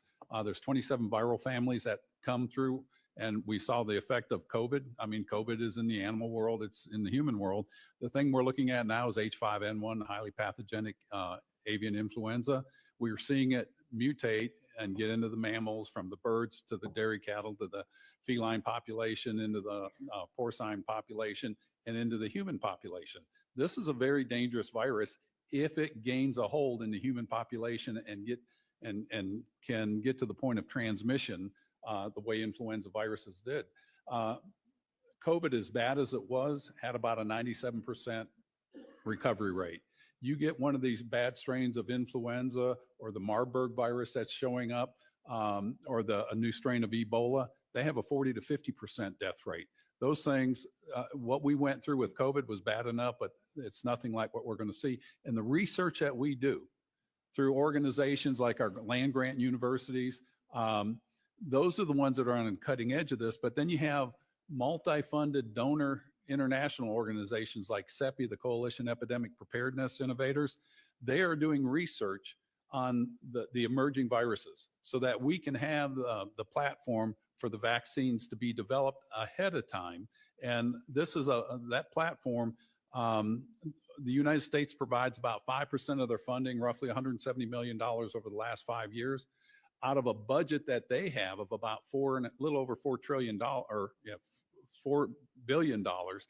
The amazing thing is we've received about 1.25 billion back here in the United States of America that go into our research universities, our biotech parks to do this advanced research. And that leads to global health and national health. And you can't have national security if you don't have health security.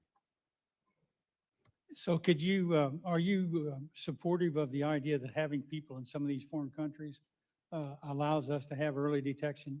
It really Some of does. And I think as Administrator Natsios brought up, if we have missions in these, we can monitor the spread of that. And they're the first ones, if they're trained in the medical field and they can follow these things, we can see where it's breaking out. We can do the mitigation of quarantining that area before it gets to a pandemic. And it's, again, this is national security. We don't want to cloud the good that they do with some of these programs that we heard that were abused that should never have happened, because that ruins the whole credibility of us. It ruins the credibility of the aid arm of the United States of America. And it's, that's all I'm going to say. Thank you. Do either one of the other witnesses have a comment? We got about 28 seconds left. I Yeah. agree with every single word of what Dr. Yoho just said. He's absolutely correct. That's And good. I didn't think of adding in the zoonotic, the animal diseases, just from a veterinary point of view, in terms of monitoring. That's a very good idea. Stick around a while. I would just add that these are important ideas, but we also have to strengthen the capability of other countries to be able to do it on their own. Countries in Africa and Latin America, it's like year after year, we're spending a ton of money and we're not getting ownership from these countries. And that to me is a better, more mature relationship. Thank you. Thank you. My time's up and I yield back, Mr. Thank you, Chairman. Mr. Baird. Chair now recognizes Representative Jayapal. Thank you, Mr. Chairman.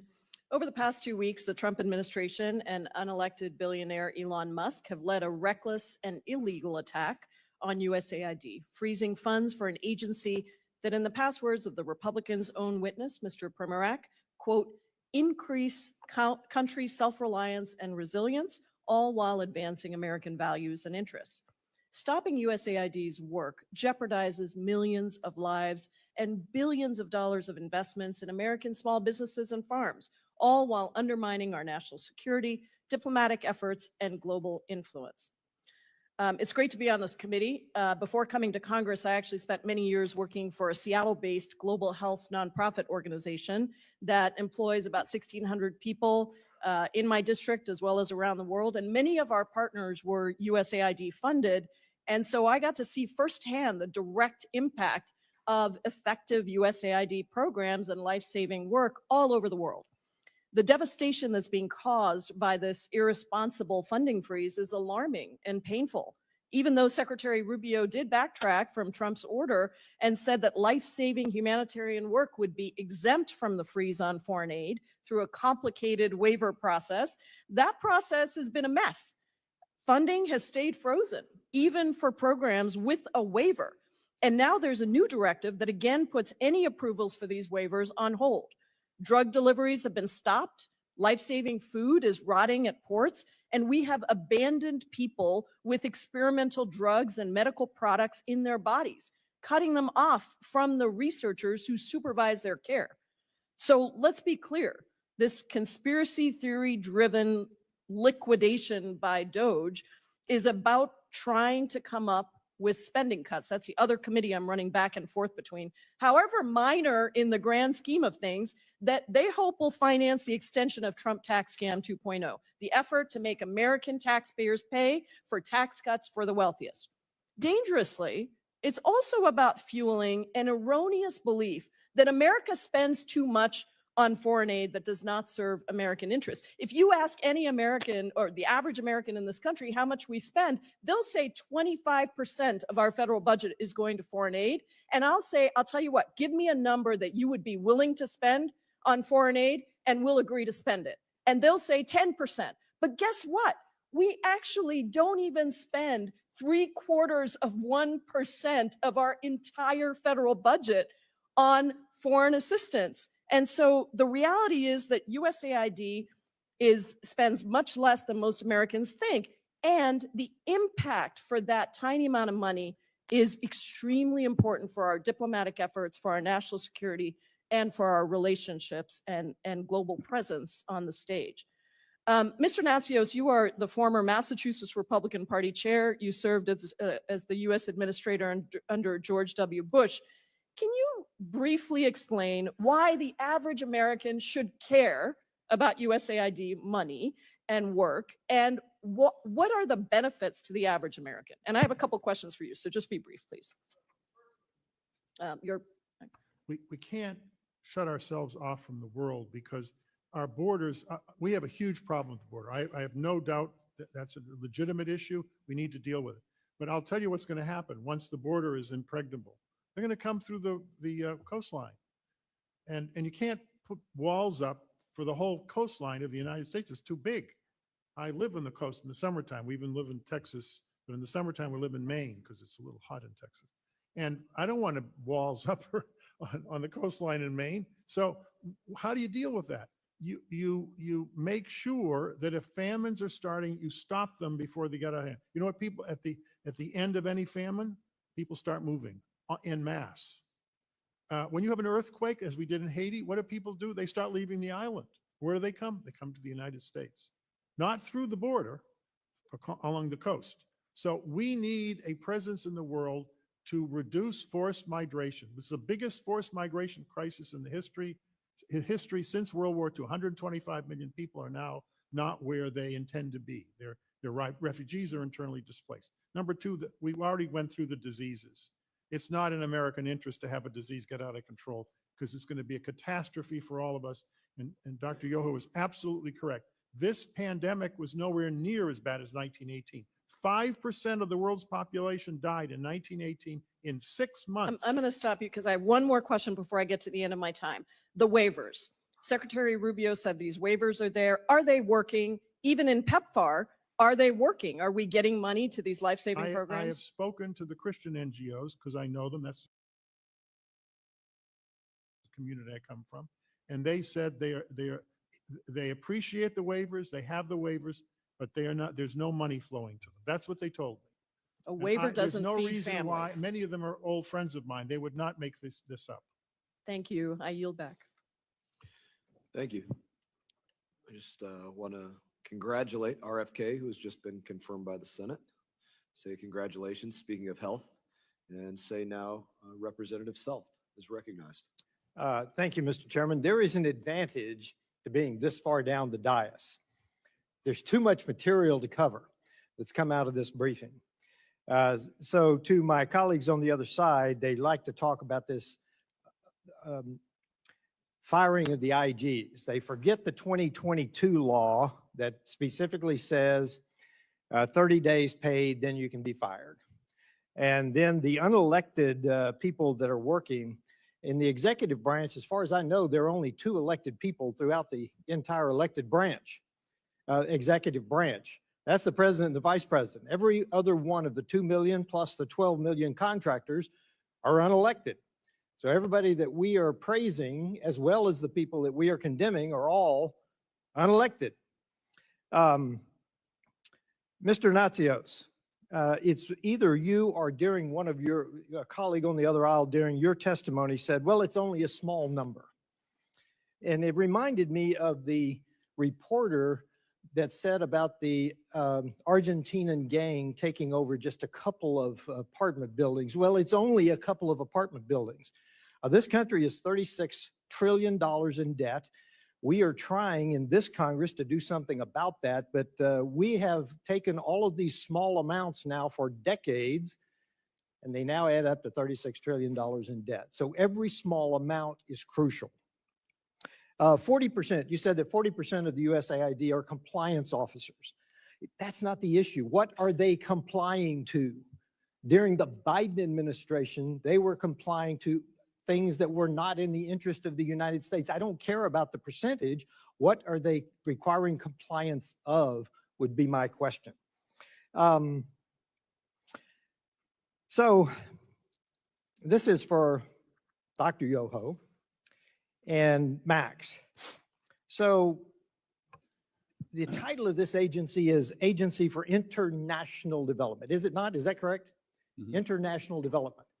So just in the few grants that we've been looking at, there is a USAID for activities in DC to provide USAID employees in DC with counseling, organizational resilience, wellness, and work-life balance. Now, I realize that DC might be different than the rest of the United States, but it's not international. We'll skip over and having worked in both the third world, Africa and the Middle East, we'll skip over the climate change because a poor country doesn't care about climate change. They care about survival. But I want to go to a USAID contract, excuse me, for activities in Albuquerque. And this is for you, Mr. Yoho, Dr. Yoho, excuse me. Emergency DEI support in Albuquerque. Now, I assume that's Albuquerque, New Mexico. So it was in 2022 through 2023. So it may have been in your last budget. Were you aware of emergency DEI support? Probably not. It's an unfair question. In Albuquerque. So, and then the last one I want to talk about is another USAID for activities in DC. Now, this one is really interesting because it is to hire an LGBT advisor for the USAID's US Personal Services Contractor Program. But the interesting thing about this is it is to undisclosed contractor. Wow. That one requires some sort of investigation. So my question is to you, Mr. Natsios, why do we have activities in the United States if this is international development? Well, I haven't read that, so I can't tell what's in, but I can tell you. Microphone. Sorry. I can tell you I was in a commission. This is when I was teaching at Georgetown after I left AID. A number of officers came back from Afghanistan and Iraq whose colleagues had been murdered by Taliban. We lost a large number of contract staff in both countries, and they committed suicide. And so they created a commission, which they asked me to serve on, and I did, to see what we need to do when people come back. Because, and this is true for the military, my son was in Afghanistan. I was in the first Gulf War as a major in the Army Reserves that was mobilized. Actually, I was in the Bush administration. I left to go to Iraq. And there's a suicide problem in the U.S. military. So I believe, but I'm not sure, that may have been counseling, because they do it in an organized way. If they see depression when people come back from the field who've seen a lot of violence, then they put them through. I'll actually give you that, because you're right. We still have 17 military veterans that commit suicide every day. Right. I'm on the VA committee as well. I was in Afghanistan and the Gulf for Iraq. Let me mention the compliance officers, what they Yes. comply with. It's a very good question. The Federal Acquisition Regulations, I might add, it's 2,000 pages long. I tried to read it when I was the aid administrator. I almost jumped out the 4-story window. They are so complicated. They're worse than the IRS code. We have to comply with them. When people say, well, why is the aid stuff so complicated? Let me stop you there, because leadership matters. And in the Biden administration, leadership came from the top. We will not, Mr. Chairman, I yield back, but that is the central point. It's not the regulations, it's leadership at the top, and I yield back. Thank you, Mr. Self. Chair now recognizes Mr. Olszewski. Thank you, Mr. Chairman, and thank you all for being here and your service. I'll just start with a point my colleague just made about the inspector generals. In fact, there are provisions to remove an inspector general, but again, they were not fired in any of these cases. Inspector general firings, the president must provide Congress 30-day notice and, quote, substantive rationale, including detailed and case-specific reasons for the firing. And to my knowledge, that has not taken place. I really appreciate, again, you all being here. I'll just reinforce the point that was made by Ranking Member Meeks earlier, that I think that as helpful as these conversations are, it would be even more beneficial, especially as a new member, to have representatives of the administration also at the table so that we can hear directly from them about what they're doing, why they're doing it as we exercise our oversight work. I just want to also say, as someone new here, Mr. Chairman and colleagues, I welcome the opportunity to go after some of these programs and some of this spending. I want to be at the table with all of you. I think that we can agree that several examples that were cited today merit investigation, defunding. If there was inappropriate action, there should be action taken. I completely agree with that, but I think there is a well-established process that does not include wholesale elimination or pausing of funding. I guess my concerns are twofold. One of which is that in the meantime, we are affecting real Americans. We talked about that earlier, real Americans who are either employees and have given their life to this country in service to it, or there are those who are farmers and other folks who are helping out.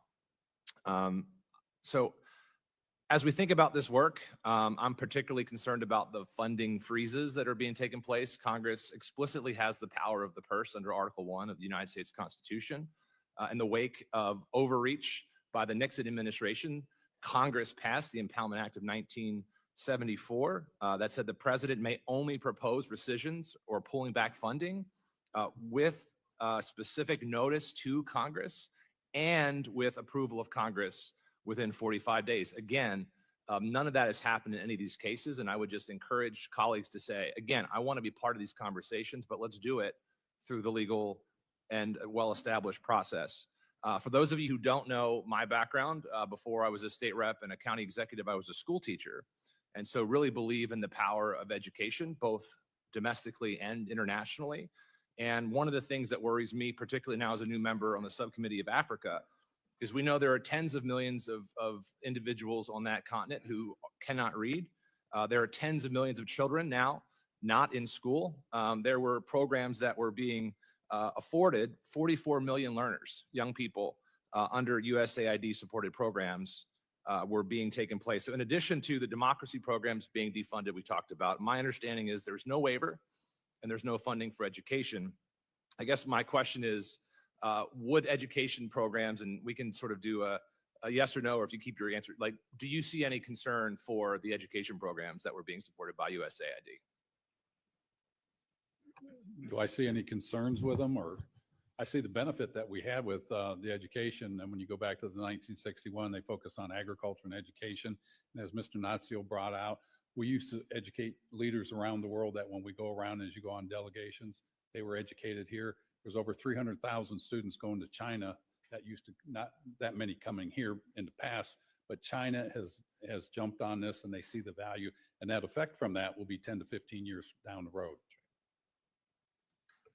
Let me ask you one, let me show you or mention one major benefit of education that has to do with conflict. They've done studies of all these militias that are so vicious and so destabilizing all over the world. Almost all of them, the young men, are completely illiterate. They've never been to any schooling at all. And that's how they recruit them. Yep. When I was in Darfur as a special envoy, I noticed that they didn't even know, they didn't know what the United States was. These people were that isolated from the world. They didn't know what Europe was. And that's not good. It's destabilizing, and it affects us when these groups start attacking. Sometimes they attack Americans. Yes. So. Just reclaiming a little bit of time. I completely agree with both of you. Thank you for that response. I think as we think about economic development, as we think about world security, people are less likely to endorse political violence, to join those when they are educated. And so as we're taking that step, I would just welcome, particularly you, Administrator Natsios, how you would go about through a legal framework if you were working in the position currently, if you could follow up this committee, how you would go through and actually make those changes to programs that are of concern without jeopardizing all of those other actions. Well, you can put some of it in statute, and I certainly would, but part of it is the two parties working together, which is when I was in office, the two parties they supported aid, and they helped me a lot, I have to tell you. And when we needed support, I got more support sometimes from the Hill than I did from the other branch. I'll say sign me up and amen to that. Thank you, Mr. Chairman. I yield. Thank you, Representative Olszewski. And I would just say that the authority for Secretary Rubio to consolidate, reduce, eliminate, it does fall, though you were not here, in a law passed in the 2024 appropriations, SFOPS appropriations, section 7063, where you can expand, eliminate, consolidate, downsize, cover department and agencies, expand or reduce the size of permanent civil service, foreign service, the list goes on and on. And again, I would also remind everybody that all but 3 Democrats voted for that, that are on this committee that were here at the time. And I now recognize Representative Moylan. Thank you, Mr. Chairman. And as many of my colleagues previously mentioned, the U.S. Agency on International Development is in dire need of reform. And the chairman has already done an excellent job highlighting some of the wasteful and burden that has burdened the American taxpayer, both in this hearing and on YouTube. Yet, when we talk about how USAID betrayed the American people, it's also important to recognize some of the good USAID has accomplished when done right. Being from Indo-Pacific, I know the critical role that U.S. foreign aid has played in disaster response. As an example, when done right, USAID has provided much needed humanitarian assistance to Japan after the 2011 Fukushima disaster.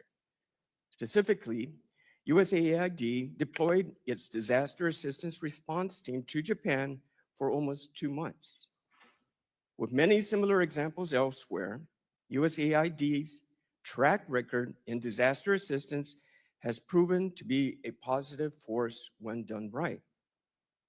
As an alumni, I can also speak on the incredible partnership USAID provides to the University of Guam and other academic institutions by offering internships, fellowships, and grant opportunities. And when done right, USAID has made it possible for the U.S. to connect with other nations on a societal level.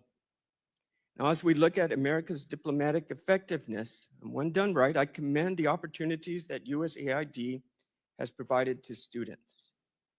These successes make USAID's wasteful programs all the more heartbreaking.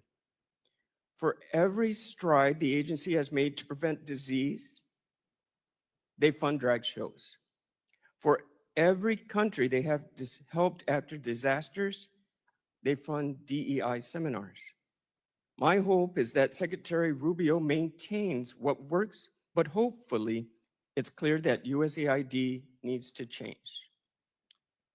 Dr. Yoho, your previous foreign affairs legislation highlighted the strong relationships between the U.S. and partner nations in Pacific and Asia. Where do you think USAID succeeded in this region, and where do you think it needs to improve? I think where it's succeeded, there's multiple examples of that. You look at the work they've done with organizations like CEPI or in the food programs and the educational programs like you brought up. Those create goodwill that make us stronger. Programs like we've heard talked about today drives nations away from us, and if they drive them away, it makes us weaker. So we need to focus on those. I work a lot in the agricultural sector my whole life as a veterinarian, and working on food security and taking that knowledge and going into the island nations, or whether it's in Africa, wherever it is, teaching them our best practices that we've learned, and then teaming up with aid, USAID, to carry these out and then wean these countries off. It creates trading partners. It just makes us stronger in the end. And it creates that relationship that we have that's going to make us both more secure. Thank you. For Mr. Primorac, your contribution to Project 2025 focuses on foreign assistance role to counter PRC efforts. Now, despite the fraud, waste, and abuse, the programs that work in USAID are incredibly diplomatic tool.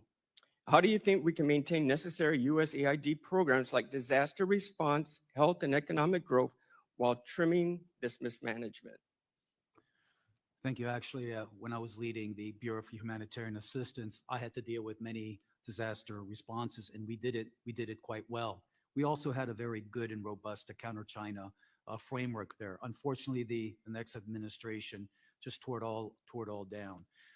I think when we're talking about how do we prevent losing the good by taking away the bad, that we have to regain the trust of the American people. And right now, the more they learn, the more they're distrustful. That's why I think this review, this pause and review is very important, so that the American people can feel that, no, all of this bad stuff is gone. Thank you. Thank you. And for my final question, Mr. Natsios, if you can, could you please explain some of the challenges associated with the Pacific and Asia time during your tenure, please? Well, China was not as big a threat when I was in office. In fact, Hu Jintao was very hopeful in getting the Sudanese government to be responsible because President Bush called him and asked him. And China was liberalizing then, and that's been reversed by Xi Jinping. I think Xi Jinping, I shouldn't say this, but is a disaster for China. I think Hu Jintao, if they followed the route he was taking, China would not be what it's doing now. And I think it's really sad. The Asian countries feel very threatened. I was just in Bangkok, I think it was in October, and we talked to, my delegation talked to a prominent political scientist. And this is what he said. And there were Chinese in the room when he said it. He said, "We love America, we love freedom, but you're unreliable. You come in, you come out, you leave. We can't predict what you're doing." Thank you very much. And the Chinese are always here. Thank you. Mr. Chairman, thank you. Thank you, Representative Moreland. Chair now recognizes Representative Jackson. Thank you much, Chairman. I think it's important to hear the voices of employees directly impacted by this administration's effort to dismantle USAID. One foreign service member recently filed a declaration declaring how the chaos created by these abrupt actions of USAID being shut down jeopardized his and his family's safety during the recent evacuation from the DRC. I ask unanimous consent that his account be entered into the record book, Mr. Chairman. It's a harrowing account of we've left our employees abroad stranded because of the rashness of this decision. I have this entered into the record, Chairman.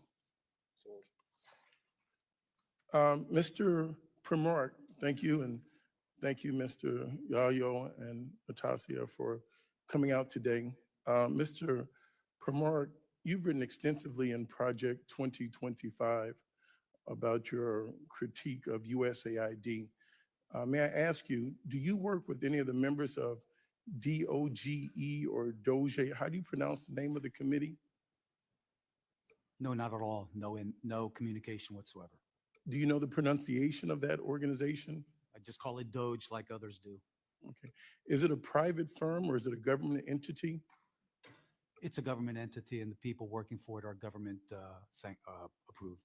It was formed by who? The President of the United States. And how is it funded? I understand that most are working for free, but any other costs are going to be covered by the U.S. government. If they're working for free, who's paying them? Are they employees of Mr. Musk? I have no idea. Okay, I just know that you have an extremely close working relationship with the organization. And how many years have you worked in foreign affairs and in foreign aid? About 35 years, different capacities from NGOs as a contractor, State Department, working for the office of or for the Vice President, and also directly with USAID. Thank you. Is there anything that a 19-year-old could tell you about USAID that you don't understand from your years of experience? My understanding is that they're technical staff. Can any of those 19-year-olds teach you something that you don't understand about USAID?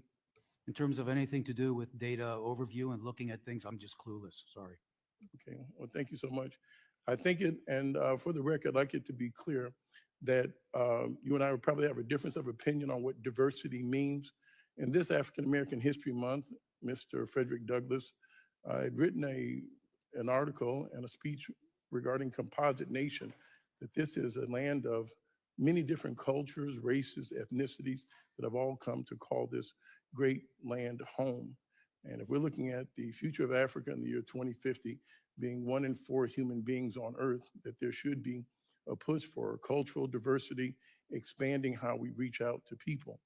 And so when we talk about America and USAID betrayal, I'd like to put the eye on DOGE. Not one member on this panel has had anything to say or do with the cuts of food. And let it also be entered into the record at this moment, the irony of the richest man on earth taking food away from the poorest humans on this earth. Let it also be entered into the record that the most powerful man on earth is denying food assistance, medical assistance, malaria vaccinations to the poorest people on earth. We don't need to operate in this chaotic manner. I would like to ask Mr. Natsios, how should this project work?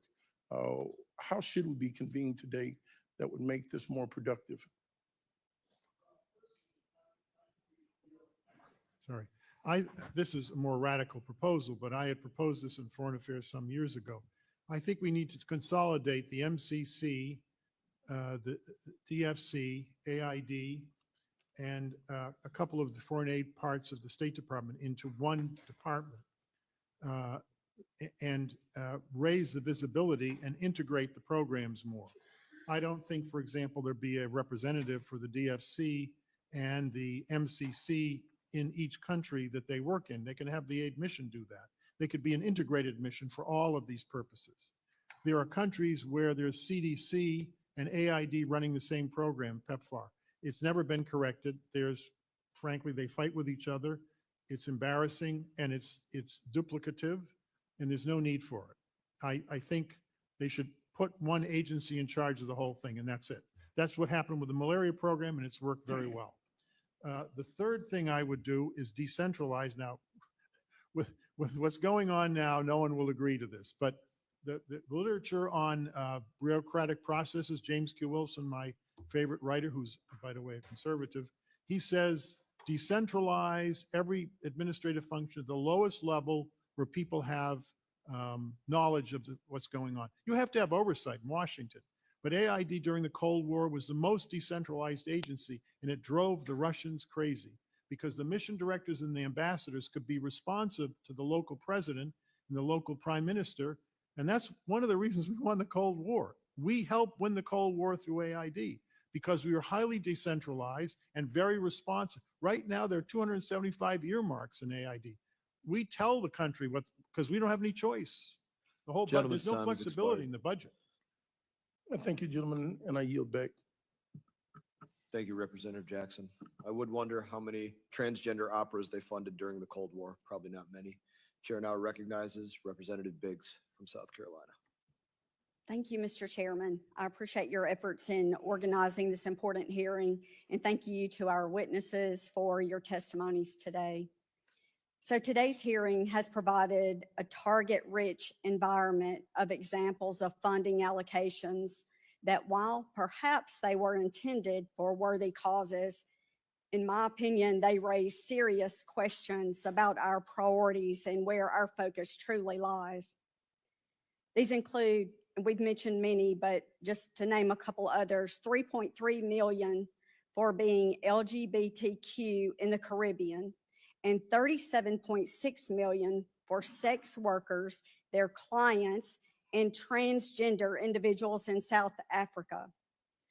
While I acknowledge the complex global changes USAID seeks to address, we must ask a fundamental question.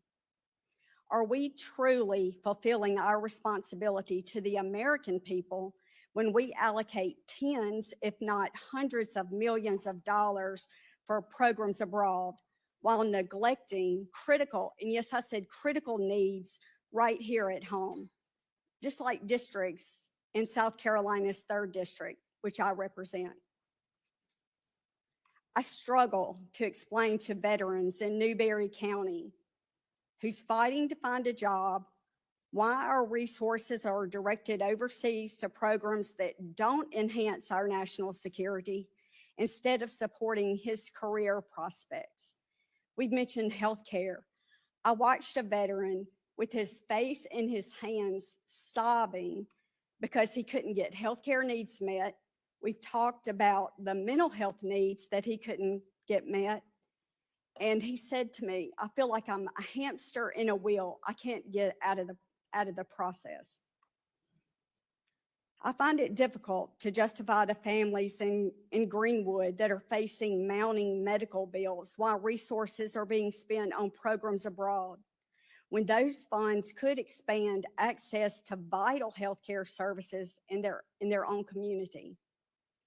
I question how we can prioritize funding initiatives overseas, when we have cybersecurity vulnerabilities in Anderson County that threaten local businesses and critical infrastructure. For those of us who are guided by Christian values, the principle of charity begins at home. It resonates strongly with me. While we are called to care for all of God's children, there is also a natural and an understandable inclination to prioritize the needs of our immediate community, our fellow citizens, and those within our own nation. Let me be very clear. This is not about abandoning our global responsibilities. It's about investing in the very foundation of our nation, our communities, our families, and our future. It's about ensuring that the hardworking people of South Carolina's 3rd District and all across the nation are not left behind while resources are directed to woke programs that do not advance American interest. So my question to our witnesses is very simple. What went wrong and why did the oversight measures fail to prevent taxpayer money from being spent on wasteful programs that don't put America first? Accountability and transparency, and it's this body, and I was a part of this body. We didn't do our job, is what I feel. You know, the American people sent us up here to do something. We hear the IG reports, you know, this person that got fired, he got fired, he was the IG, made a report, gets fired. There's an IG report every year. We don't act, and if we don't act, this is what happens. You know, we complain about everything that's bad, and then we don't act, and then when somebody like Trump comes in, and there'll be somebody after that, and when they come in and they do this, we get upset. You know, we've got to fix Congress. That's why people send us here. I would also add that what I've seen over the past 25 years is the progressive left has gradually just seized control over the entire foreign aid industrial complex. And that's something, the political sociology of the industry has to be changed. If we're not, otherwise we're going to have this same vicious circle occur again and again. Thank you. Just let me add, there is a large number of Mormons at AID. I've never met a communist Mormon before. There aren't any that I know of. I don't theologically agree with them, but I have great respect for the Mormons. There's a very large number of practicing Catholics in AID and evangelicals. And there's a large number, as I said earlier today, of missionary kids who were, why? Because they speak the languages of the countries they were brought up in. And they make wonderful foreign service officers, and many of them have risen to the senior levels of the agency. Is there a contingent of younger, very liberal? Yes, there are, but it's very mixed.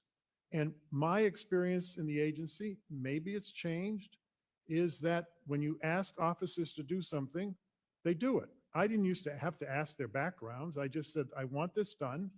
And if they didn't do it, I would take action. I actually fired 16 senior people when I was in office. Thank you, Mr. 3 of them were Natsios. political. Gentlelady's time has expired. Even if they're Catholic, if they're doing LGBTQ musicals in Ireland, their time is coming to an end. Chair now recognizes Representative Connolly. Thank you. And Ted, welcome back. It's good to see you. Mr. Natsios,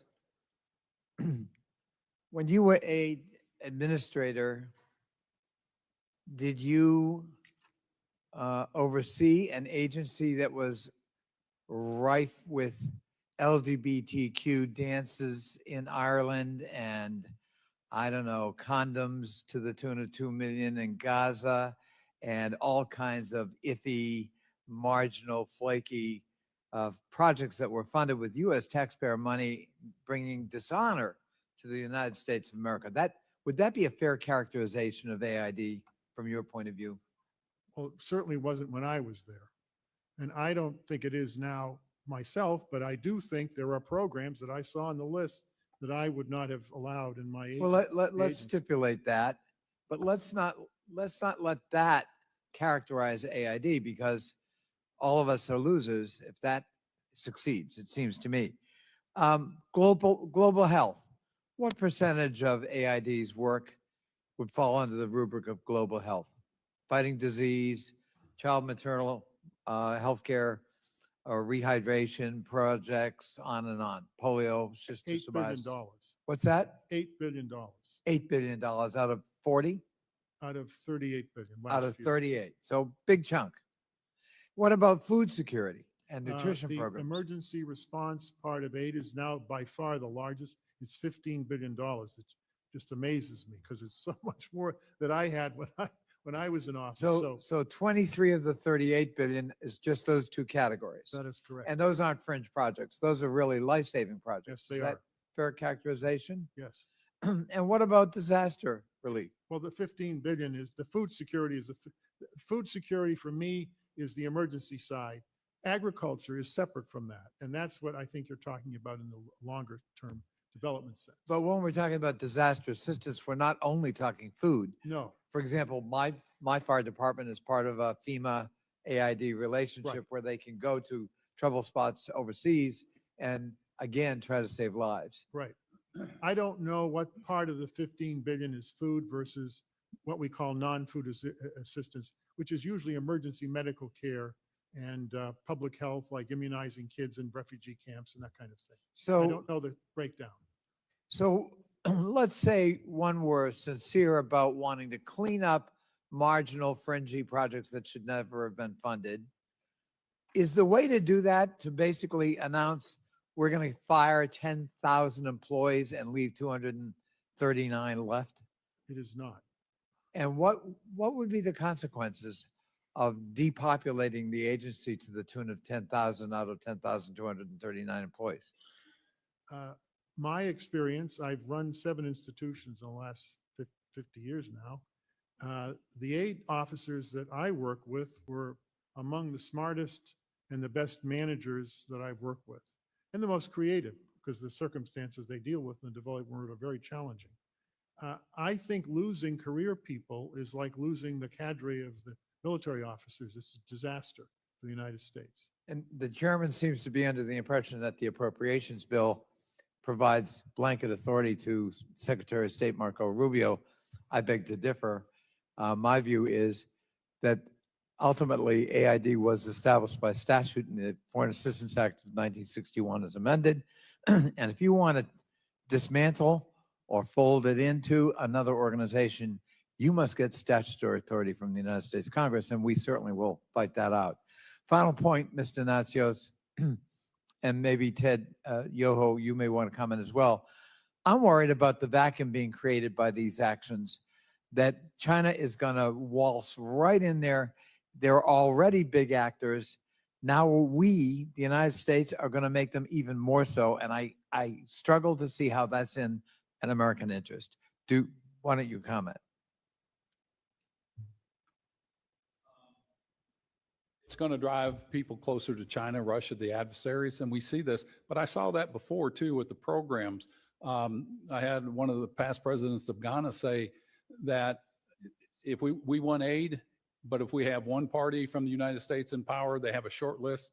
If we have another one, it's a long list. He goes, if we go to China, they say, here's your money. But they said this, I would rather do business with the United States. That's something that we can take advantage, and we need to focus on those things, because that makes us stronger, safer, and more prosperous, not just here, but in those other countries.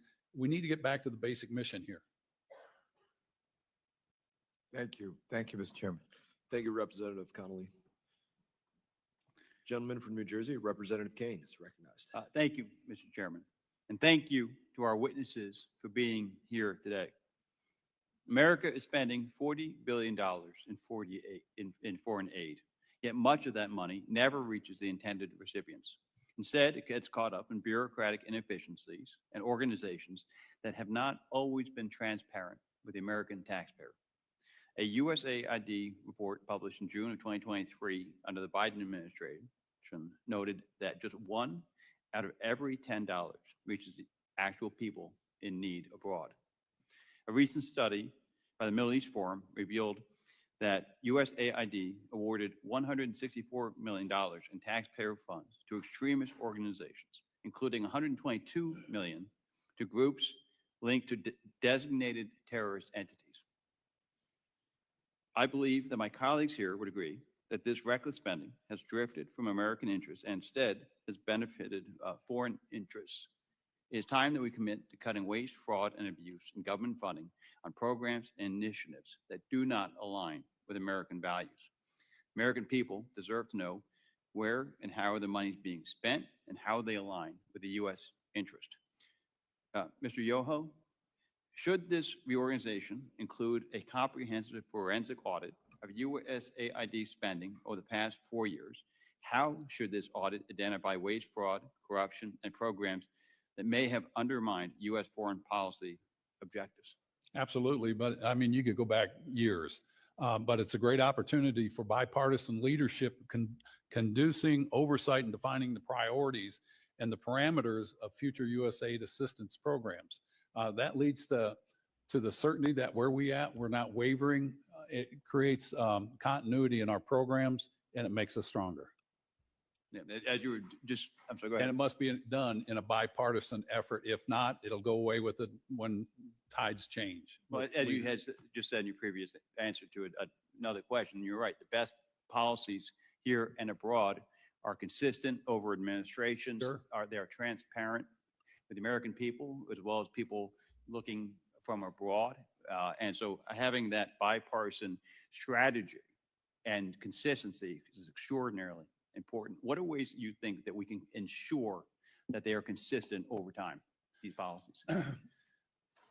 I ponder that. And if you look at, we'll just take the JCPOA and the Paris Climate Accord. President Obama put us in both. President Trump took us out of both. President Biden put us back in both. President Trump takes us out. Stand on the sidelines as another nation looking in at America. They're like, these people don't know what they're doing. We have no confidence that we're exuding.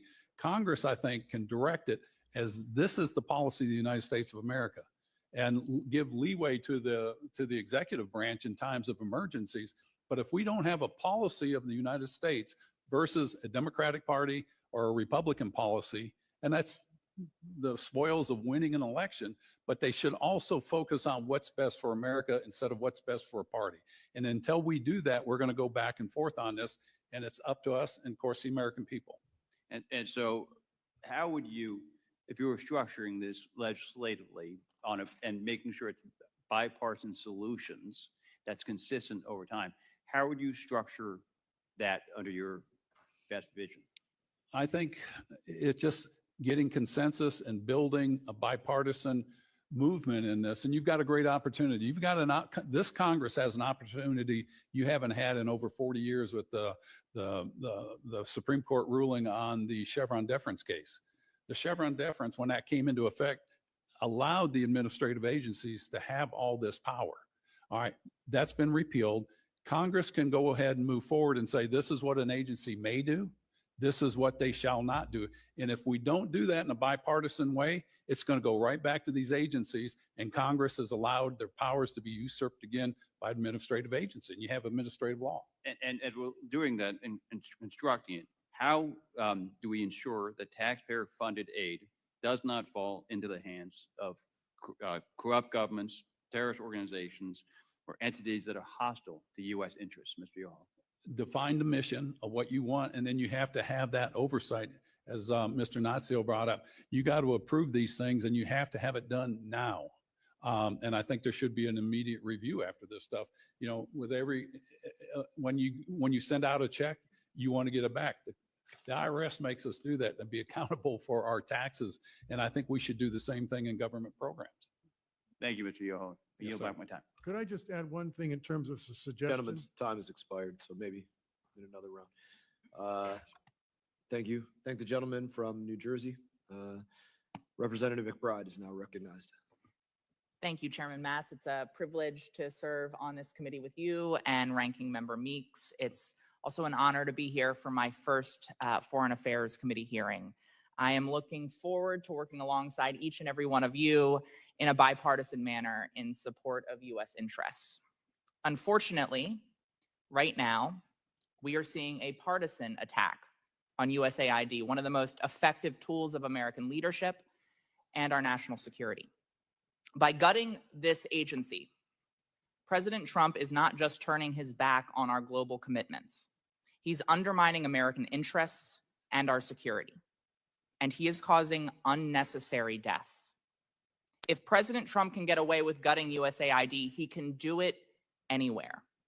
That means that no part of the federal government, including programs like Medicare and Social Security and Medicaid, will be safe from this administration.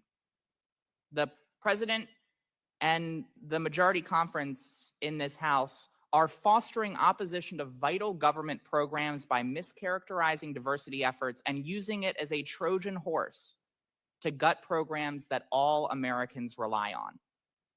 This hearing is titled USAID Betrayal, but let's be clear, the real betrayal is that Donald Trump promised to lower costs facing families, but instead is pursuing policies that threaten American jobs and increase costs.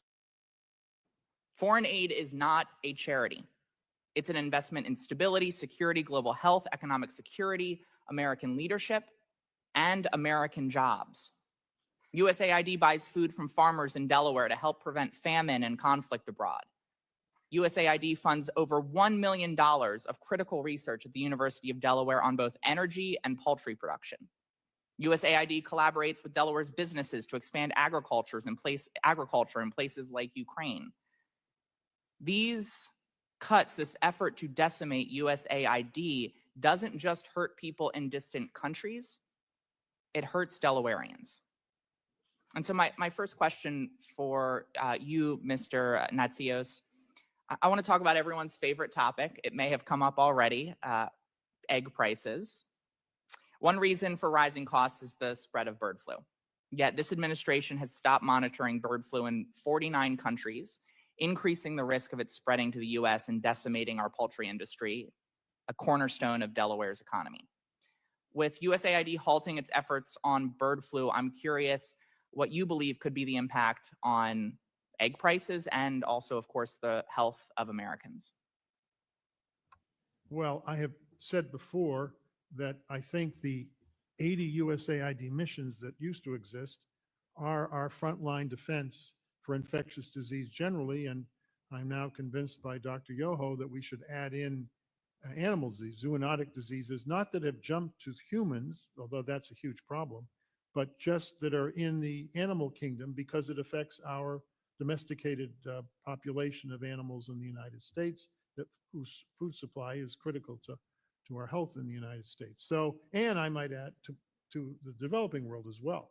We have had some very successful programs over the years to eliminate these zoonotic diseases in Africa and Central America, Mexico, and I think we should revive those. I know when Bush was president that they monitored all birds dying in Alaska because there's billions of birds, and we used to test them for virus. No, I didn't, but I think USDA tested them for viruses to see if bird flu was in the flocks, and then try to take action. So I think early warning systems in all areas are extremely important so we can do preparedness work to protect the American people. But we'd also, at the same time, be protecting people in the developing world too. Right. One quick question, because we've heard commentary about, quote, fringe programs at USAID. You acknowledge that there are programs at USAID now that you might not have approved in the past. I think we've already seen that there have been most gross mischaracterizations of programs, that there have been outright mistruths said about USAID programs right now, and that many of the sort of most outrageous things that we're hearing turn out not to be accurate. And you led, and I'm running out of time, but you led USAID when PEPFAR was created under President Bush. I'm curious if you believe that there are elements of PEPFAR which have saved 25 million lives globally, that there are elements of PEPFAR that could be mischaracterized and sound a bit outrageous. I suppose there are. I actually wanted to include more local input into how they structured and how we structured the program in each country, because it's very standardized. And I'm not into central standardization in aid programs. I'm a decentralist. I guess I'm a federalist, you'd say. And I believe all development is local and that we should allow the countries more discretion as to how we structure the PEPFAR program. But I lost that battle 25 years ago, 23 years ago. If it were reauthorized, I'd add a lot more local discretion in terms of structuring the program. Representative's time has expired. Chair now recognizes Representative Radwagen. Thank you, Mr. Chairman. Talofa Lava. I want to thank the three of you for testifying today. Congressman Yoho, it's good to see you. I want to thank you for all the good things that you've done in the region. You've been a true friend of the Pacific. In the past 2 weeks, independent Samoa and the Cook Islands have signed deals with the PRC. With Kiribati to the north, independent Samoa to the west, the Cook Islands to our east, my home district of American Samoa is now surrounded on 3 sides by China-friendly nations. I have a couple of questions. During the Trump administration and the Biden administration, the State Department and USAID proposed that USAID take over and manage U.S. economic assistance and federal programs and services to the 3 strategically vital Compact of Free Association allies, namely Palau, Marshall Islands, and Micronesia. We have made sure that was rejected because Congress has been providing all such assistance to those strategic partner island people through Interior Department since 1961, including under COFA since 1986.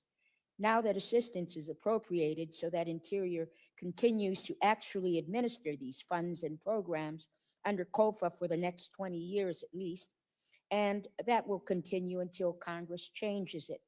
The state and those who have or will be exercising U.S. aid authorities understand that COFA economic assistance is not discretionary grants, but usually agreed to obligations that secure the highest level of strategic interests of the U.S. in the Pacific.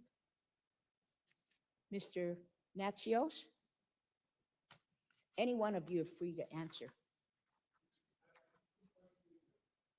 Turn your mic on, please. Could you just repeat it? I couldn't quite hear your question. I'm running out of time now.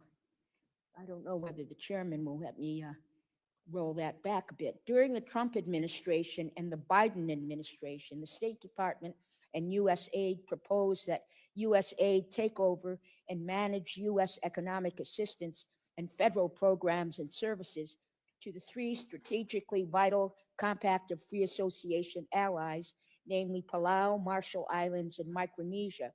We made sure that was rejected because Congress has been providing all such assistance to those strategic partner island people through Interior Department since 1961, including under COFA since 1986. Now that assistance is appropriated so that Interior continues to actually administer these funds and programs under COFA for the next 20 years at least, and that'll continue until Congress changes it. Does state and those who have or will be exercising U.S. aid authorities understand that COFA economic assistance is not discretionary grants, but usually agreed obligations that secure the highest level of strategic interests of U.S. in the Pacific?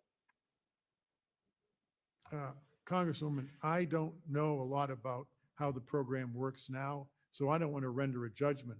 I would have some outside group that all of you agreed to evaluate the Interior program and then ask AID how it might change it, and then you decide. But I wouldn't dismiss AID, but if you are Mr. Natsios. really devoted to the Interior option, then you keep it. Thank you. My time is so brief, and you had me repeat a long question. I'm sorry. Congressman Yoho? Yeah, same question.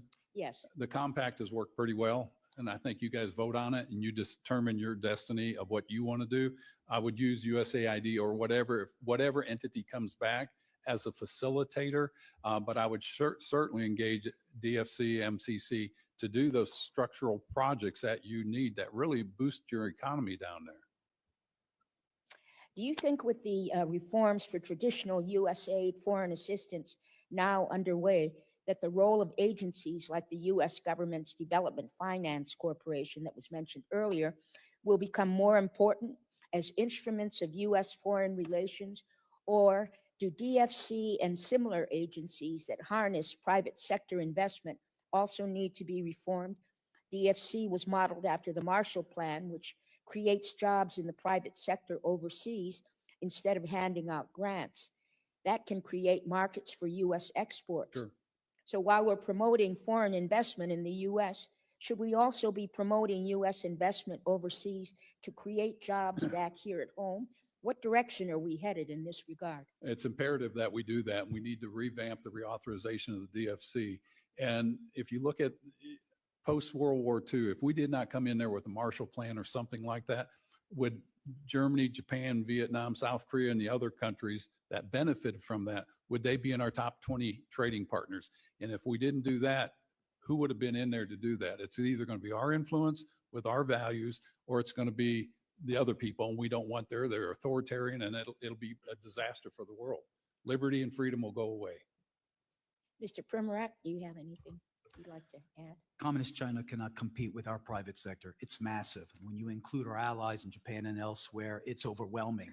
China cannot come close. So DFC as that tool to be able to bring in that kind of capital power, I think is a perfect solution. Thank you. Mr. Natsios? Oh, Congressman? Do you have anything to add, Mr. Natsios? Gentlelady's time has expired. Gentlelady's time has expired. I think Mr. the DFC is a- Gentlelady's time has expired. Thank you, Mr. Chairman. Mr. Chairman, can we get a bathroom break? Can you Two hold of it? us are 70 plus. Can you hold it for two individuals or no?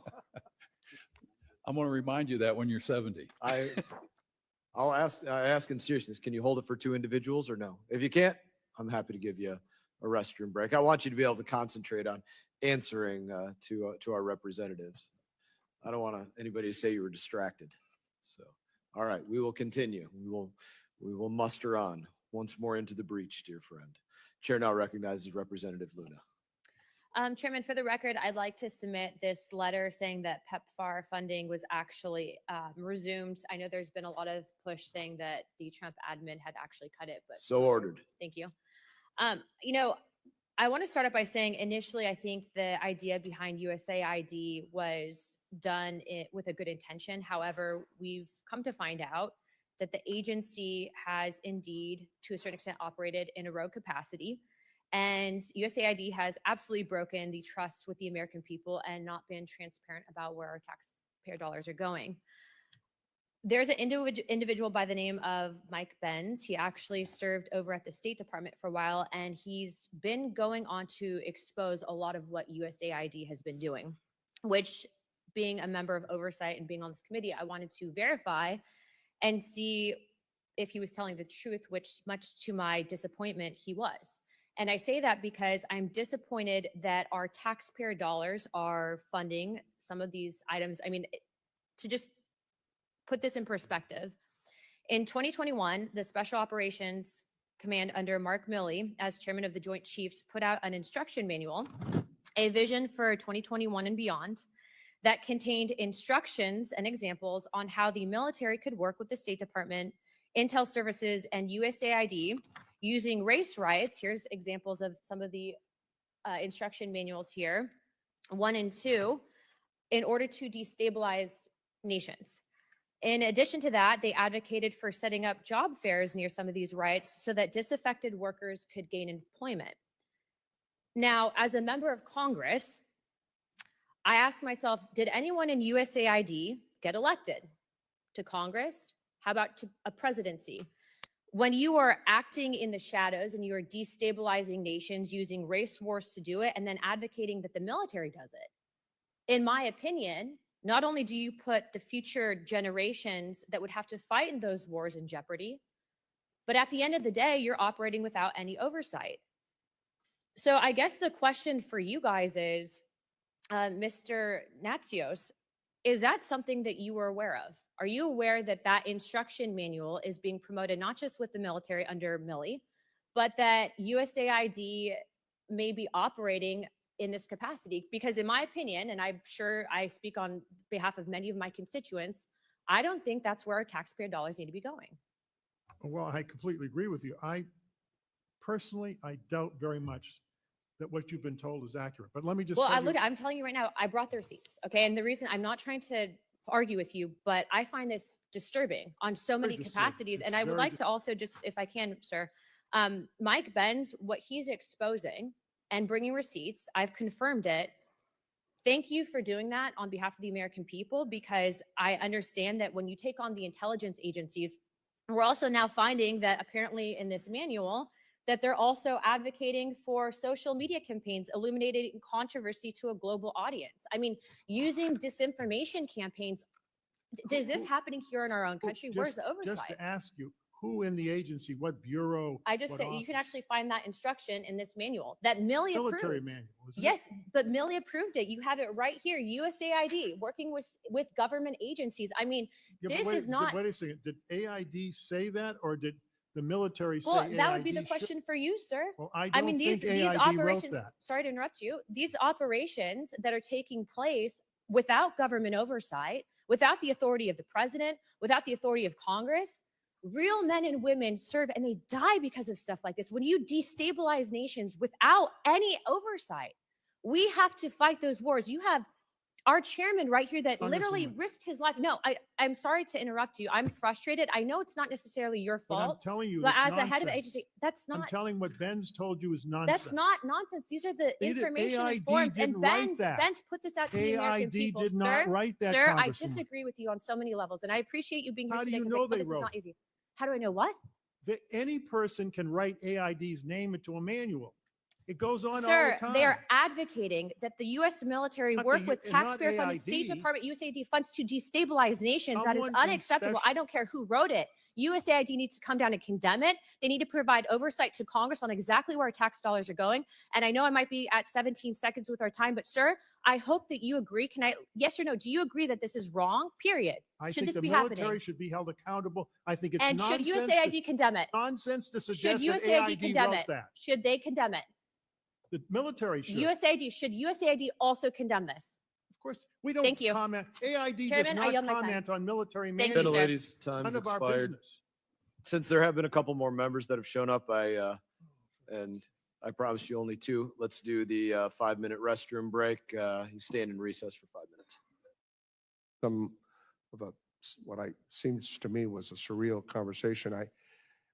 Mr. Yoho, it's good to see you again, having served with you and our other witnesses. Thank you for your service.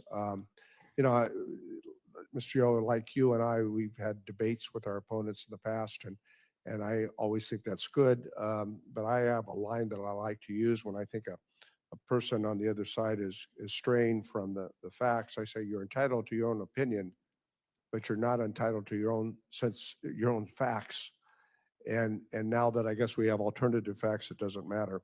But I want to talk about this part of this discussion deals with oversight. And Article 1 of the Constitution gives not only us the purse strings, part of the purse string, but oversight.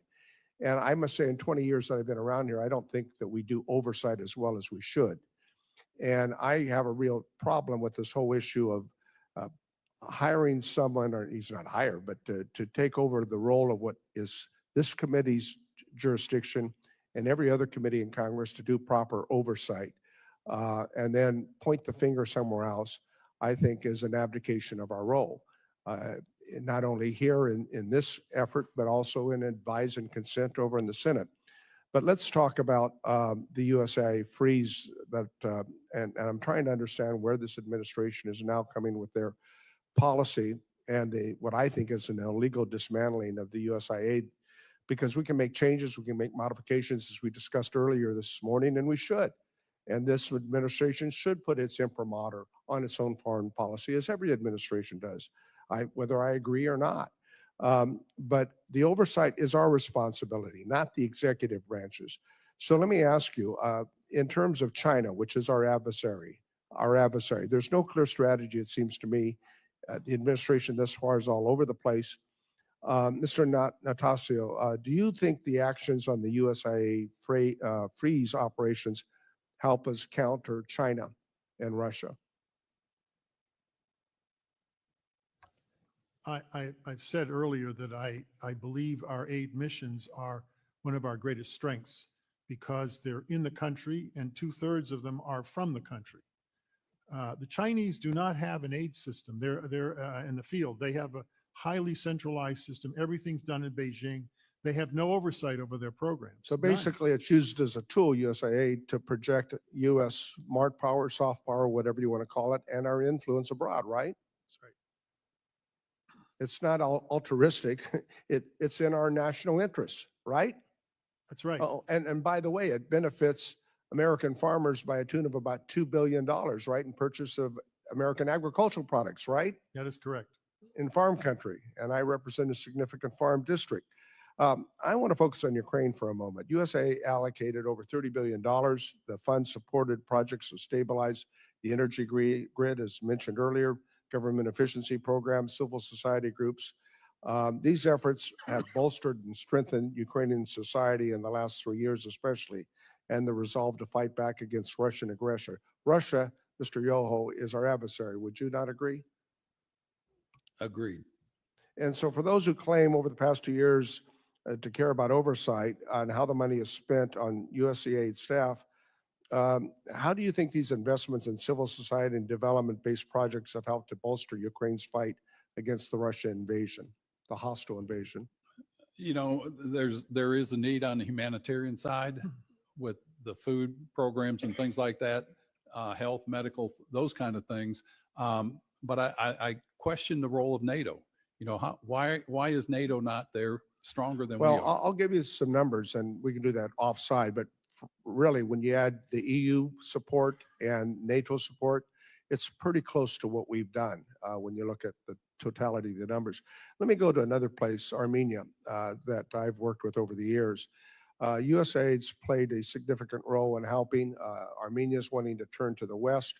Russia has abdicated its role under the treaty and sided with Azerbaijan. Mr. Natsios, were you involved with the support for Armenia when they found out, or Mr. Yoho, you care to comment about the precarious position they're in right now? You asking me? Yes. I'm sorry. Trying to remember if we had an aid mission there. It was not huge, but the relationship between Azerbaijan and Armenia, which is the problem you're talking about, Right. was stable then. It's not now. It's not now. And the Russians are deeply involved, and the Iranians. In fact, the Iranians almost went to war with Azerbaijan. In fact, I was told by one of our professors that they had actually started to put in military bridges from Iran into Azerbaijan. This is about eight or 9 months ago, and they're worried about a Middle Eastern war over it, because then Russia would have been drawn in, and Turkey would have been a catastrophe. I don't know what caused them to pull back, but they did. Well, my time's expired, but more to be discussed, and thank you for your testimonies today. Chair now recognizes Representative Issa. Thank you. And I want to thank Mr. Lawler for trading places with me and allowing me to go a little early. You know, this has been interesting because I've been in and out of here, but I've kept it on the television if I've had to be out. We seem to have an agreement to disagree, because I think we agree on the following. At least some of the programs that each of you have seen when you've gotten into it are wasteful, unnecessary, and or would be better reprogrammed to some other use. Can we all agree on that? So are we dealing more with a stylistic complaint here today that this administration has said, stop, go back to baseline, justify your programs, and we'll restart, versus, as Andrew did, you said 80 programs were stopped in a very short period of time, and that money was reprogrammed to better use. Many of the programs that were talked about here, and some of them did turn out to be State Department, so let's assume for a moment that we're really talking about state and USAID, and for that matter, maybe the XM Bank, maybe a lot of places that disperse our funds, have been used for purposes that the new administration rightfully objects to and has the power or the desire to reprogram. Can we all agree that that's the case? So now I'm going to ask a couple of questions. One, earlier there was this question that I objected to based on my 25 years of experience here, and it was, why did we need a special IG for Afghanistan, and why did we need a special IG for Iraq?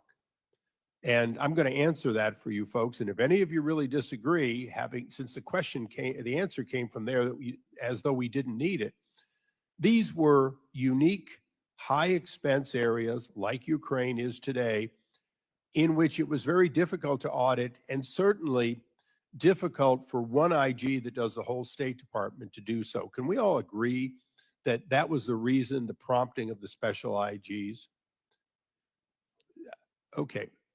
I don't agree with you, but. No, but that was the reason for That's the prompting. You'd reason agree for with it, yeah. that. Yes. So you disagreed that it made sense, even though those IGs found time and time again things and brought them to Congress so we could consider whether to change the programs. And I'm going to ask you, not rhetorically, but directly, because I believe we'll need special IGs from time to time in the future. Do you really believe that we would have gotten the same level of oversight if we'd simply had one IG sitting at the State Department rather than somebody who had a more direct mandate and less politically motivated, because those special IGs transcended administration after administration? We had 3 audits from 3 different inspectors, GAO, the special IG, and then the regular AID on the same program at the same country at the same time. That is nuts. Okay, so your point for us in the future, so we can do our job better, is if we have 2 IGs with overlapping, try to deconflict them so you only get one request Yes, from but one of them. there's a I second agree point. with that, but I'm going to ask you a follow-up question in the limited time I have left. During the entire 4 years, because the other day we had this big question about IGs, 19 of them being dismissed and they're going to be replaced.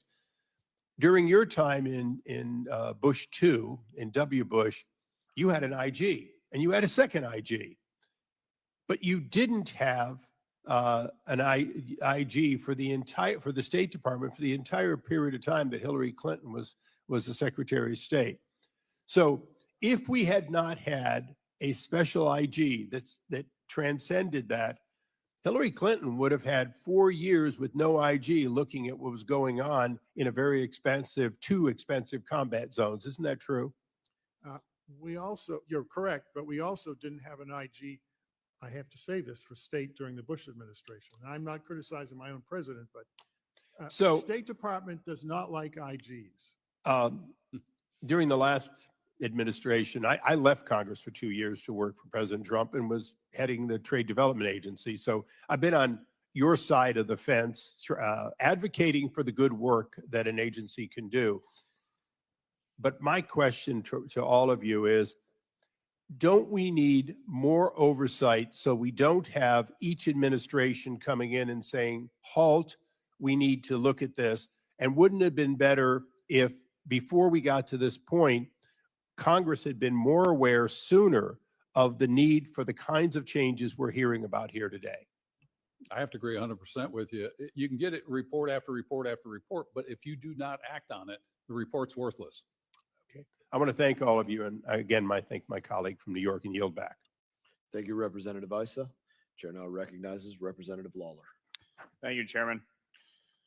How many of you use some form of online banking and get email notices for your credit card statements? Have you ever had the moment where you get the email notice, you open it, you look and go, oh my God, what did I spend this month? And then you go check the online portal and you look and you see the itemization, you go, oh wow, I didn't realize that. That's what's happened here. Very simply, USAID has an important mission. And unfortunately, they have gone askew on that mission. PEPFAR is a program that I have been in strong support of, and 60% of the program is administered by USAID. It is a vital program.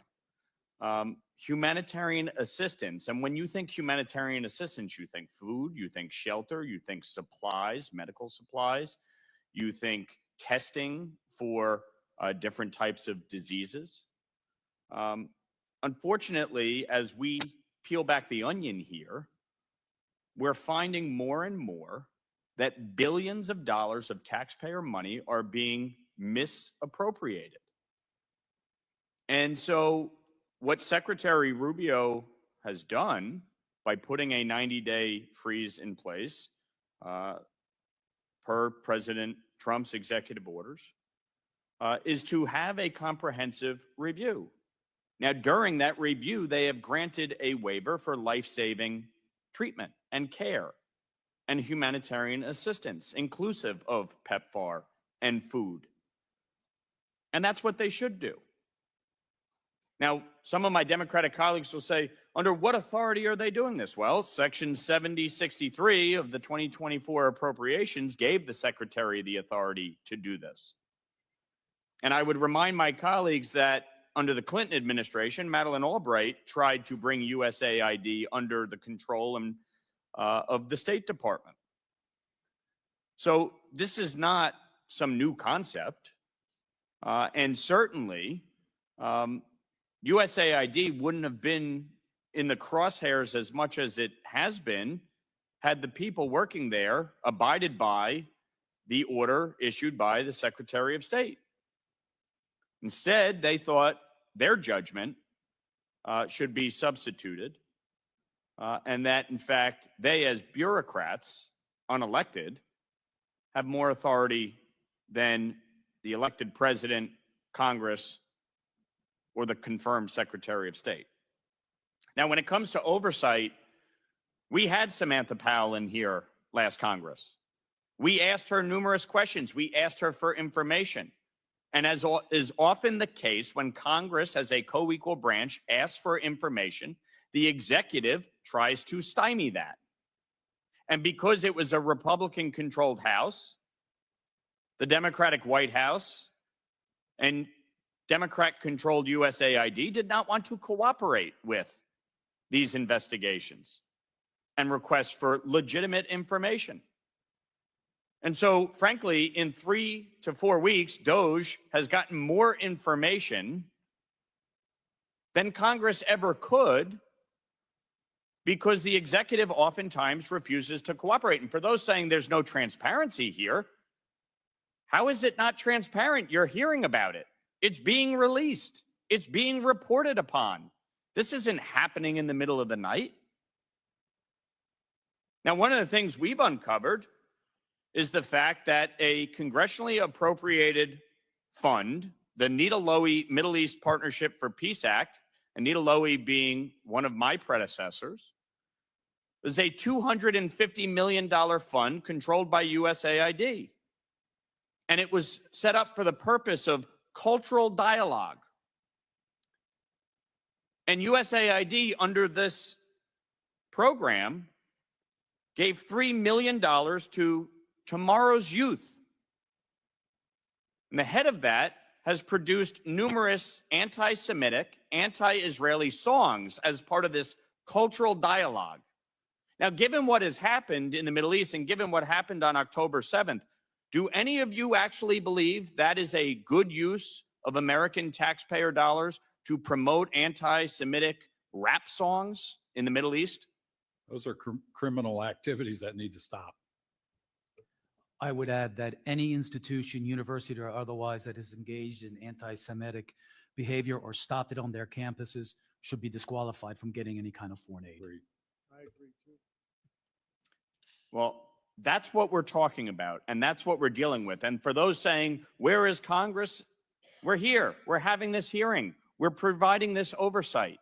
That is our role, but it is the role of the executive to manage the agencies and departments, and that is exactly what they are doing. And frankly, they have provided more information to Congress in the last few weeks than Congress ever got under the Biden administration. And the Biden administration is the one that approved that $3 million to go to an anti-Semitic rap artist to promote Jewish hatred. That is what we're talking about. That is why the 90-day pause was put in place. And that is why this nonsense needs to end. And with that, Mr. Chairman, I yield back. Good points. Thank you, Representative Lawler. Representative Jackson was hoping, he was advocating for you to get another 5 to 10 minutes. But I told him we have to move on to Representative McKenzie, our final person for questions. You are now recognized. And I appreciate the hearing that we're having today because it relates to some of the biggest challenges that our country faces today. And First is we have an economic crisis in this country. Millions of Americans are still struggling to make ends meet. We have $36 trillion of debt. We have a $1.8 trillion deficit. And so it is incumbent upon us as members of Congress to scrutinize every tax dollar that is spent. So I'm a little surprised when some of our colleagues here today want to diminish the fact that we are talking about $40 billion. It's still $40 billion of taxpayer money that we are talking about. And so USAID does provide, in some cases, very good services that advance our interests around the world and help others. And that's something that we want to maybe continue, but that should come before Congress. At the same time, we have seen illegal immigration devastate our country. That is the other big challenge that I believe our country is facing. We have had a wide open southern border where the Biden administration took their executive powers and used them to not build a border wall. There were funds that were appropriated through Congress to build a border wall. I was down on the southern border. I saw the equipment laying by the side of the border, not being built. And so Mexican drug cartels were bringing in weapons and human trafficking and drugs right across our border, and there was nothing being done about it. So those are two of the biggest challenges that we face. We've heard about the absolute waste that is going on in USAID today. Total waste of taxpayer dollars, adding to our debt and to our deficit. At the same time, we have seen USAID has actually made some kind of attempt to stem illegal immigration, but it seems to have totally failed.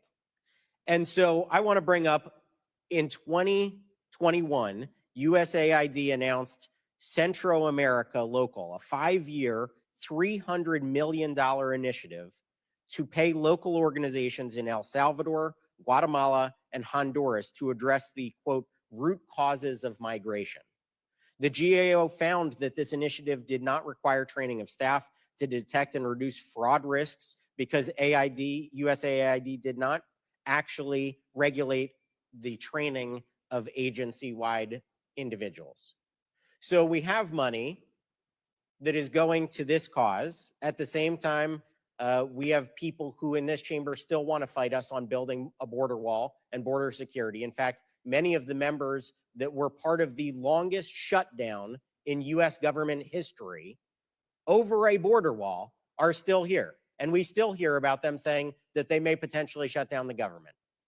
So I would like to ask the members of our panel today if they have thoughts on, is the USAID initiative to stem the root causes of migration the right way to go, or is building a border wall the right way to go?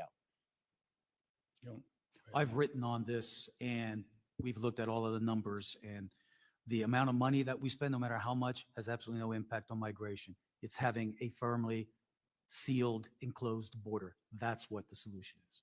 Well, thank you. I appreciate that response, and I agree with you. And so I look forward to, as we move through this Congress, providing funding for a border wall that will secure our country. And also, I look forward to scrutinizing every single dollar of the billions that are going out through USAID for absolute waste and programs which are not effective or efficient in actually achieving their mission. And so that is the prerogative of Congress. But the reason that we are having this hearing today is because of the executive branch shining a light on all of this waste and inefficiency. And so we can work in collaboration with an administration to provide for our American citizens safety, security, actually protecting and spending taxpayer dollars in an efficient and effective fashion, not putting our children and grandchildren in trillions of dollars of debt. I believe that we can do all of that, and we are going to do that this Congress and with this administration. So with that, I will yield back my time to the chairman, but I want to thank all of our panelists and everybody for today's hearing. Thank the representative from Pennsylvania. I'm now going to recognize Representative Jackson for any closing remarks that you may have. I'd like to thank you so much, Chairman Mass. On behalf of Ranking Member Meeks, I'd like to say very much thank you for the time that you all have spent with us today. your candidness, your forthright, and the amount of time and sacrifice that you've made in not making your bodies more comfortable earlier in the program. So continued success, and I know we have many things in common. We will have continued success together, and we're going to continue to work for the best outcome for our nation, our great people. With that, I yield back, Chairman Mass. Great to work alongside you, sir. Thank you, Representative Jackson. I also thank the witnesses for their testimony on this important topic today. I have no doubt that we'll be speaking on this further. President Trump, in my opinion, is absolutely making America immeasurably stronger by gutting usaID and gutting the State Department forthcoming. He is making it clear that there is no more stupid social engineering programs that will continue. No more comic books for $50,000 or $50,000 trans operas. No more $800,000 job fairs in Bangladesh for trans individuals, specifically in a country where the average monthly wage is $220. These things come to an end. Asking the questions, are Americans better because that dollar came out of their pocket and went to these programs or not? That is a bar that we have to hold ourselves to. Should somebody working today have kept those dollars in their pocket instead of sending their dollars to programs like those? There's not a more important question that we could ask. Are President Trump and Secretary Rubio and Elon Musk and his team, are they eliminating waste? Absolutely yes. Are they making the system accountable where the buck stops with Secretary Rubio? Yes. Secretary Rubio is in fact encouraging important life-saving programs to continue. America is significantly stronger every minute the wasteful programs are ended, and we are weakened every minute that they are allowed to continue. We gave the Biden administration and my Democrat colleagues the chance to work on oversight. One easy example that I worked on personally would be the expansion of atheism in Nepal with $500,000 grants. My colleagues played the game, admit nothing, deny and lie about all of it, and make counter accusations.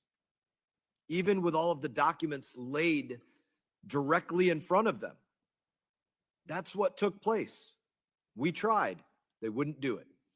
I know Americans are not stupid. They know there is no value for them in a $100,000 DEI survey in Ghana. They know that there's not value for them spending $520 million to pay ESG consultants to teach people in Africa about climate change. Also, what is extremely telling to all of us is the amount of grant recipients who are not asking for waivers.